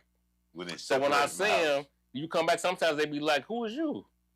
I'm like, oh, man, boy, don't make me shoot you on your kneecap. You know what I'm saying? Yeah. But it's like, you know what I'm saying? I'm happy, man. And I support them to the fullest. Yeah. I do the antithesis. And I support them to the fullest, you know what I'm saying? So it's crazy. But the real ones know, though. Like, the Fillmore Green, I salute that bro to the highest level because he doing it at the highest level right now. Man. That's how you got to do it. And it's Fillmore and friends. Yeah. And when he do his thing, it ain't just about him. He bring out... Unselfish. And that's what I always been about. You know what I'm saying? So when I see him, I'm like, man, that's the thing that I'm always been about. I'm gonna support that. And That's like Grand Parks now. Yeah. That's what they was about. Yeah. You know what I'm saying? Yeah. And his energy. My homeboy know him. He know his sister real well. He the one man, bro, you gotta come out, Fillmore. I fuck with his sister real hard, and Fillmore, he cold. And he pushed me. I'm like, all right, I'm gonna come out. So we came out, and it was the best move I ever made. About his sister, she was the one who started him rhyming. Fillmore? Yeah. It's great. I'm telling y'all, met Fillmore. I never met him in Chicago.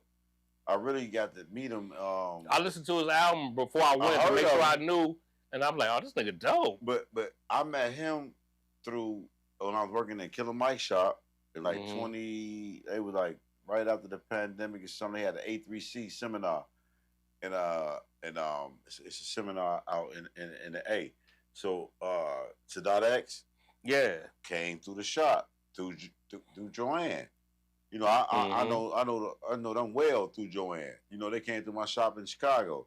So when I went to Atlanta and I was working at Killer Mike's shop, Sadat X came through the shop to get a haircut. So I'm working at Killer Mike's shop, Killer Mike there. We take this big picture, we have a big photo shoot, whatever. He like, yeah, I'm about to go to this concert. So I'm like, bet. He had a show that night. So I go to the show at this club, East Atlanta Village. It's a little concert spot. So I go to the spot, and he's like, Benny the Butcher performing. Okay. So I'm like, I don't know who Benny. I didn't even know who Benny was. So we're like, yeah, you gotta, like, you don't know who Benny is? I'm like, nah. So we go there. He said, I'll open up for Benny. So Sadat opened up for Benny. So it was this other nigga that opened up before everybody named Sky Zoo. So that's he was there too. He was at the Benny, Fillmore Friends too. Right. So that's how I met Sky. That's how I heard about Sky Zoo. So I was like, oh shit, they dope, and Benny. So then when I heard that Fillmore, a nigga from Chicago, was on tour with Sky Zoo, I'm like, oh shit, this nigga got emotion. Yeah. It must be nice. I like him. Yeah. So I heard him. I started checking out his music, started seeing him and shit. So fast forward, I'm working in the barbershop in Atlanta, East Atlanta Village, and Sky Zoo got a show. Right? Like I could spit to the motherfucking venue right down the street. So I'm like, oh shit. And I see he got Fillmore on the bill. So I'm like, bet. So me, Color One, all us, we in the A. Yeah. We go to that motherfucker deep. You know what I'm saying? We hear Fillmore there, so we go that deep. Plus DJ Kerosene, he a DJ for Griselda when they in the A. He DJ for all. He the guy. Yeah. That's how I met 38. That's how I know Stove God, Benny, really all of them, because he the man for him. So he DJing for him or whatever. So I'm like, oh, small world. So I'm like, so we see Fillmore, whatever, meet him. He like, oh, y'all from out west? Yeah. Nigga, come to the barbershop. You know, I'm gonna interview you. I did a whole interview with Fillmore in the barbershop. It wasn't the greatest quality video going through what we went through, but it was decent. But it's proof that I interviewed that nigga like way back when. So fast forward, I come back to Chicago. It's funny too. He's still doing his thing, and like say how the shit with him and Eric Sermon pop off. It was just like the most. Like it was just God, because I just got a track. I sent it to him. And he fucked around and did something to him. Murked that motherfucker in 12 hours. Like fuck 48 hours. Yeah. The track was for Killer Mike, right? Wow. So I sent it to because you were telling me that once he did it. E Double had a better track. When Eric Summer heard it, is that right? You saying he wanted to give him something different? Like that's cool, but I want to give him something like better. That. Yeah, he was like, damn, but it was like he was like, no, that shit took off. He was like, I got. But he went crazy though. You see, he did the thing with damn man. I got some shit with him and E. That ain't been. When I tell you, like, it ain't just for Chicago. It's gonna put Chicago on the map. And the West Side, in a good way. Eric Sermon always been that dude, though, man. Production-wise, he was the heart and soul behind EPMD. Production-wise, he loves Chicago. And I know, like I said, I got stories for days from '91. But I just never did bump into bro personally. But I need that pack, man. I won't discredit. Send me the trashiest beat you got, and I'm gonna crash it. We can't discredit PMD on the track. Oh, PMD, Paris Smith, man. PMD, that first album, second album, like I tell everybody, like, he never said he did all that shit. People just they automatically think. So Paris was working, yeah. Paris is cold. You can tell though he was part of a lot of it though, man. But, them niggas didn't know they was producing.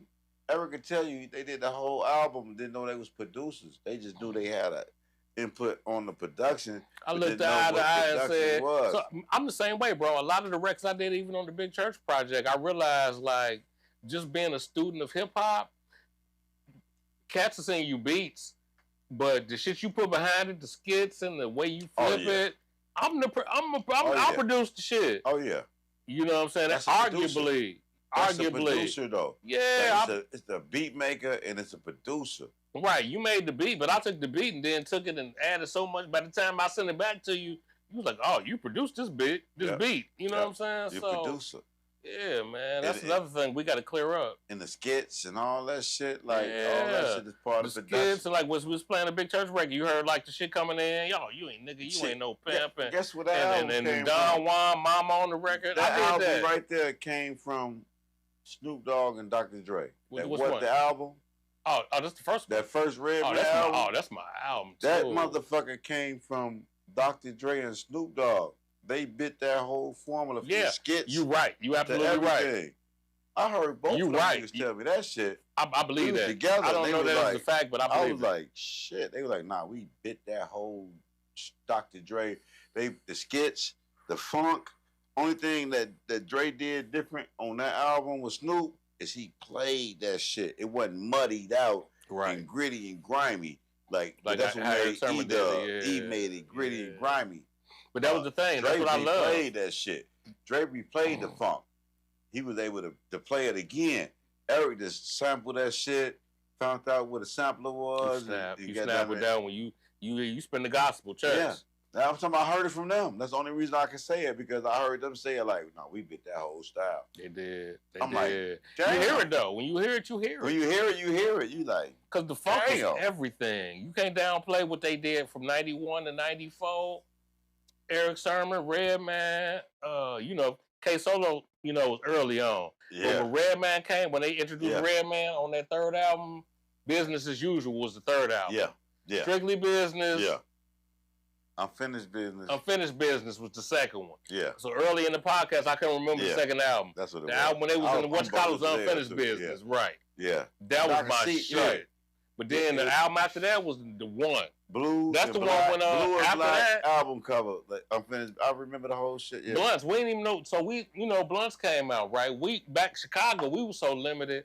We didn't know how to split a blunt, and we was giving Philly blunts and dumping them out and shit. Yeah. And then try to refill them. We didn't even know how to roll the blunt. So Redman came out and told us how to roll the blunt. Only reason I learned before that, Houdini. No, Redman. Well, Big Daddy Kane. Big Daddy Kane, the first nigga I heard about the blunt. Redman spoke about it, how to roll a blunt. Houdini showed me, the group Houdini, I was blessed to meet them. They showed you literally. I was blessed to meet them in Atlanta when I first moved there. When I first moved there, and they showed me how to split it and roll it and what but yeah, like how to roll a blunt, all that shit. We ain't know shit about that shit. They would do big ass Phillies. We ain't know White Owls, White Owls, Invincibles. Like you say, we did this shit. Roll that shit out and then we were stuffing blunts.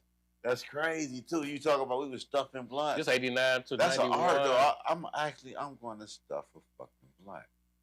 Live on Dope Lines podcast. I'm gonna take this big ass White Owl and I'm gonna roll that it all out. It was like stick your finger in, try to get it. I'm gonna show the whole process of rolling that bitch. I'm gonna get something to get that bitch out quicker now. Boy, we was putting like 4 dime bags. Man, how much weed was we putting in? We was putting a fucking eighth. No, we was putting like a quarter. Oh, not much. No, that shit had to be. No, because we weren't even measuring it back then, bro. We was getting that stress. The stuff it, them big ass blunts, the stuff it had to be at least a 3.5. At least. Probably more. Cause probably more, probably a 7. I know when we was rolling Optimals, and they would blow forever. When we was rolling Optimals, we was putting at least a 3.5 in the Optimals. Oh, them little Optimals, yeah. But I mean, when it started off, it was Philly Bloods. We might have been stuffing a 7 in them bitches. You probably putting 7 at least. Because we had to take all that shit out and stuff it. And it took forever. We had to take the seeds out. We didn't know what the fuck we take was the doing. seeds and stems out. I remember I couldn't even roll a Swisher Sweet when we was at some seminar, Jack the Rapper, and there was some niggas from Texas that came and they had sold me some weed and they had nothing but Swisher Sweets up in that bitch in the hotel. So we couldn't get no other blunt. So I was like, man, I can't roll these shits. Them niggas from Texas, we bought the weed from and they rolled that shit up and they pearled the shit out them motherfuckers, man. I could not roll it. Back then, when you got that, because when you split them open, them bitches would go anywhere. Them old Swisher Sweets, oh man, we had man, boy, come on, man, that ism. But shout out to my man though, man. Like we just smoking, man. We go tune out, man. We've been doing this shit for hours, man. Big church up in the house, man. We after hours, we burning the late night oil. Yeah, we doing the after hours. Yeah, shit. We done did the whole NBA playoff game. I don't know who won or not. We don't thank give y'all a fuck for having us, man. Sure. And we gonna rebroadcast this whole shit. So definitely, we gonna chop it up. Stay tuned. Yep. We done ran the cameras out too. We on one camera right now. So which one? Just this one? No, right. That one still working? Okay, cool. The black right one. Yep. Yeah. Yeah, right there. So we in a goddamn it. Look, we in right now to end it. Where we at? No, black and white. Oh, man, that's we crazy. In the black and white right now, you dig? So we gonna end this boy, man. Big Church, man. This your boy T Hyphen, man. Make sure y'all check out the album. Show them again, man, before we get up out this motherfucker. Yes, Big sir. Church. That. Big Church, the soundtrack. Yes, sir. Don't forget about the cookbook. Coming soon. TasteThis.com. TasteThis.com. You know what I'm saying? Y'all see all that? Man, bam. They see that shit. I put the Taste This down at the bottom of the screen, too, for their ass, just in case they didn't see and it. A big salute, man, to everybody. But make sure y'all check us out, man. We Dope Lines Podcast. This is what we do, man. I'm back in the city, man. We connecting the dots, man. Old school, new school. Need to learn, though. Ain't it, man? Dope Lines. Oh, yeah. Before we get out of here. What's up? What you got? Mount Phonem. Mount Phonem. Okay. Ooh, now think about it. Wait. Before you start talking, I want to let you know all the legendary foes that I thought about. Come on, bring them on. We got Turtle. We got Liffy Stokes. We got Common. I forgot Common. You know, he from the South Side. Yeah. Got Bump J. Crazy. Bump J. Got Bump J. That's funny, man. I licked shots at Bump J. I was mad at bro a little bit. I wasn't mad at him. It was just MC shit. I didn't know he's a foe. He's a foe. But... He came up under, so Bump J, he came up under the same cat I came up with from the South Side Head. Okay. At least we're at the end of the podcast. Too, yeah, Bump J, man. Yeah, I fuck with bro. I came up way later, yeah. Well, he came up way later. I don't know when he came up, but yeah, same dude. Later. He came later. Yeah, so, man, that's a lot, man. Damn. You definitely was out there before you. Wow, before I just go ahead and throw the Young Buck in there. Yeah. Oh, man. Who else you got? With the Common. You got Common, you got Turtle, you got Liffy, you got Bump, you got Rufus, you got Lude Fo. Who? Trust me, Lude Fo. L-U-D Fo. Okay. Yeah. I just hear you. Yeah. You got Lude Fo. Okay. And I ain't know, but he definitely one of them niggas. Damn. Man, you kind of said Dirty it, though. Darren. Them Lotus Mob. Goddamn, it's a lot of them too. It's a lot of foes. But it's a lot of foes, man. Right now. But when you think about, we're gonna put Common up there. Got to put, let me get in the camera. Common in there. Okay. Mount Phonem. There's only 4 peoples. Mount Phonem. You got to put Common in there. I'm gonna go ahead, man. Damn. Do I want to give Miss props this early?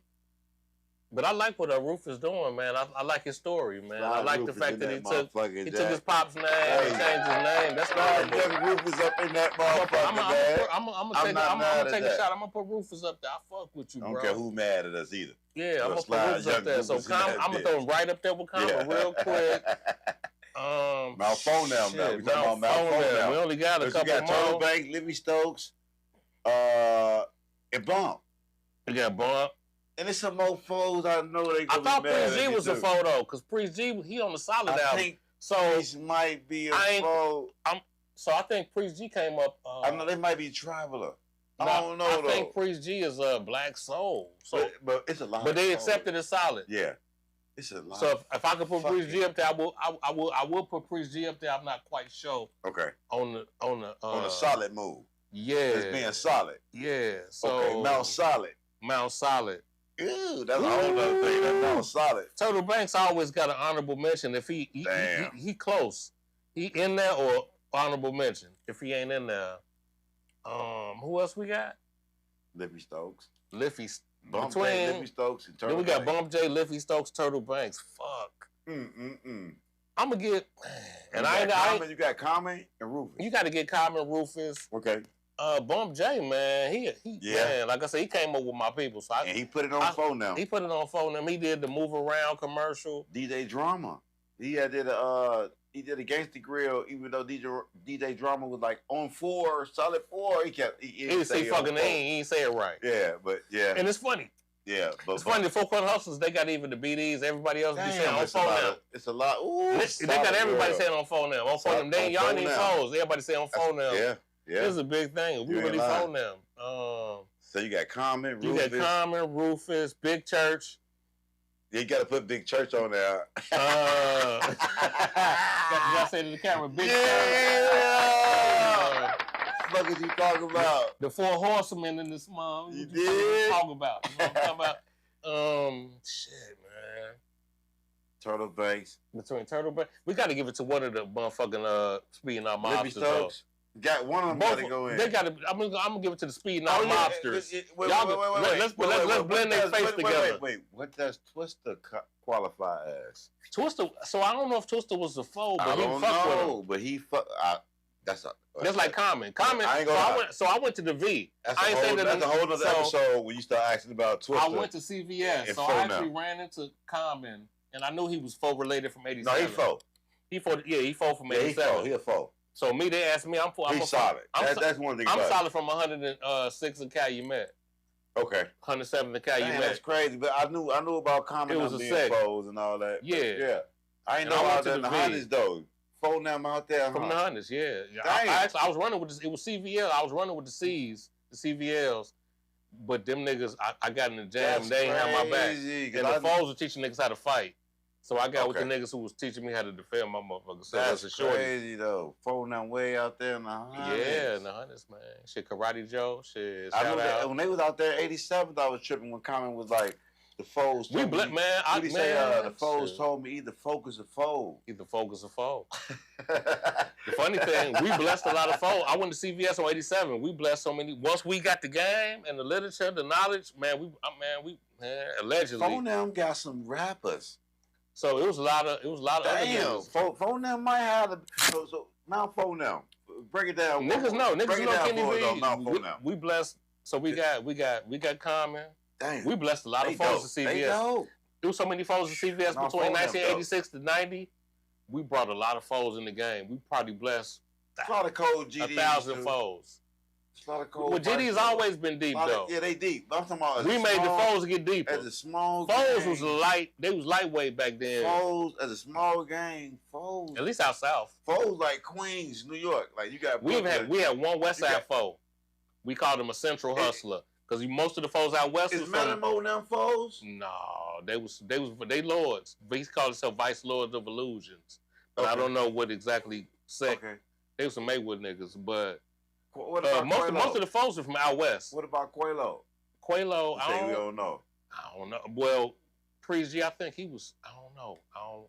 Stones or foes? He accepted. He accepted and respected. I will say that. Priest G accepted and respected. But that's the fact that your Mount foe now is hard.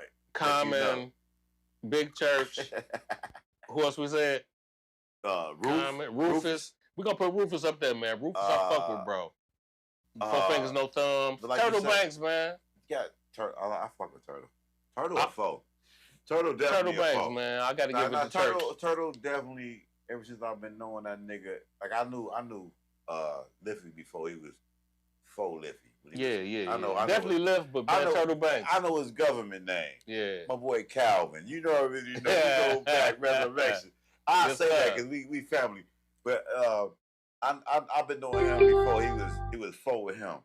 But ever since I've been knowing Turtle Banks, Turtle was a foe. Yeah. And I know Twister was claiming foe because of Turtle Banks. Because of Turtle Banks, yeah. And I don't know, like if they all went to the they went to Westinghouse. They went to Westinghouse, I think all of them. If Twister claimed foe and he in this conversation, do he go on that Mount Foe now? I mean, Twister got his, I don't think he gonna raise no big fuss if he ain't make Mount Foe now. I don't know. He might want to make Mount Foe now though. Hey, you'll get your rocks. If you mad, you make Mount Foe now. Hey man, if he don't make it, honorable mention though. No, he's still a cold nigga. Cavalier, my nigga, yeah. No, but Mount Foe is a motherfucker though. But you gotta give it. If you gonna do it, give it to Turtle Banks. He ain't gonna be mad. I gave it to Turtle Banks though. But Liffy Stokes gonna be mad, and Liffy, Liff ain't true. You make my Mount Foe now. Yeah, I don't know. Though. You and Turtle gotta make it though. Liff, it's hard to put. You know what I'm saying? I might have to. Liff, Turtle, man, them my guys. Them the guys, my man. My Mount Foe now. I'm gonna have to, and I'm gonna have to put Rufus to the side right now, even though only because I like what he doing with the future of it. No, only reason I'm gonna put him to the side, honorary mention. Because he ain't have to say none of that shit. He just a shorty, but he on his way, and he gonna be. But he's passionate about it. I like his passion. And he ain't have to say what he say. He ain't have to. He could have pushed that shit like it was. The niggas I'm putting on Mount Foe now. Who you got? They on that temporarily. Because I'm gonna tell you, Rufus coming, but I'm gonna go with Bump J on Mount Foe now. I fuck with Bump too, and no respect to Bump. Yeah, no respect to Bump. Oh yeah, he represented. And like I say, he come up under my people too. You know what I'm saying? So we come up under the same tree, under the same branch. And I definitely gotta put Common on Mount Foe now because they made that nigga go battle Ice Cube. And Mac 10. And he stood tall. West Coast, and he stood 10 toes down. I'm like, man, fuck that. Man, on Foe them. Common could have easily been a dude. We'd be like, man, fuck that nigga. You know what I'm saying? I know the old Common when he was. And then he came back. Yeah, that bitch in you. On Foe. And then when he got with Kanye and did that, you know what I'm saying? Focus of Foe. Yeah. I was told by the Foes, he was the focus of Foe. Yeah, so that's why I said he got. Come on, man. And then the video. Resurrection. When they just throwing up that, he throwing up Foe. Oh yeah, he did his thing. Come on, man, the Resurrection video. They represent the video. Yeah. Since that On My Soul video, that it inspired me. Yeah. Maybe that's the type of shit that made us like, man, if I ever get on, I'm gonna do like what he did. Yeah. Unfortunately, sometimes it took 20 years for us to get on. That's crazy too. That my first 2 foes that I put on Mount Foe now was from the South Side. Yeah. That's crazy. Damn, but Common and Bump definitely on that. People didn't believe it. Like, Bump from Southside. So that's crazy though. Right, you asked me, you like, man, you from Southside? On Phone them like, crazy. We was so crazy. Probably because I wasn't into their ass either. Because every other fall I was into it with their ass on the West Side, except for the Southside folks wasn't no gangbangers, but we was learning, man. They taught us kung fu. Yeah. We was already some macking ass cats. The other 2 foes I can say that I gotta put on there, I'm gonna say Southside foes, Common, Bump J. My West Side foes, that's on that list gotta be Lippy Stokes, Turtle Banks. And but I mean, I didn't know you was a foe until tonight. That's funny. So it's hard. I ain't not a gang bang, man. I'm old, man. No, it's good. But we all like say nigga. I'm what you call that? Allegedly, first of all. Not even allegedly. We all allegedly before I say anything. On phone them it's allegedly. Yeah. And then it's almost like, we so older, we doing so much other shit. Too. It's like we I'm trying to think the perfect terminology for it. It's like you a member, but you you know, you ain't out here making niggas straight. And they had you ain't active. Yeah, inactive. I'm an inactive member. But you like know, I say, honorary. Yeah, no. But I ain't out here like, hey, little nigga, straight. Because I came up in the day. DDs come up to you, you'll have your little cock, nigga. They be like, what are you, nigga? You something? Either straighten it out or take it off. Nah, and if you take it off, they gonna beat your ass anyway. I ain't straightening up shit, nigga. Yeah. You know what I'm saying? I'm from them days, you know what I'm saying? And you from them days, if you with them niggas, you it is what it is. Affiliated with. It don't matter if you say your mama was your father was a preacher, and you with these niggas. It's like the 4 branches of the armed forces. You know, you Army, Navy, Air Force, Marines. I'm one nigga. And I was trained, nigga. Hey, nigga, who is you? Who you represent? But you know how it was. That's though, like anytime the crazy part, they didn't. You know, they was training us to be like soldiers, but we were soldiers against each other. Unfortunately, we turned against each other. You know what I'm saying? They was training us to. We really needed to be fighting against the powers to be. The literature wasn't built for that. Though. And the foes, actually, what I will say real quick, this last thing I'm gonna say about the foes, the brothers that was down. I remember. Hold on. Y'all owe me too, because I know I'm an Undertaker Vice Lord. And we showing the foes a lot of love tonight. So y'all owe me phone them. Y'all better come on this show, phone them. You know what? Foes. If you look at like the documentaries, they be, you know, early days, like when Jeff Fortner was talking, it wasn't no gangbang talk.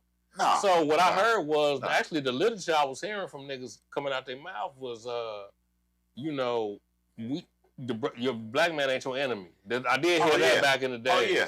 Oh yeah. They used to be like the European man. Oh yeah. And that's what the police. I was 12, 13, 14. You know, we was in the game way too young. Yeah.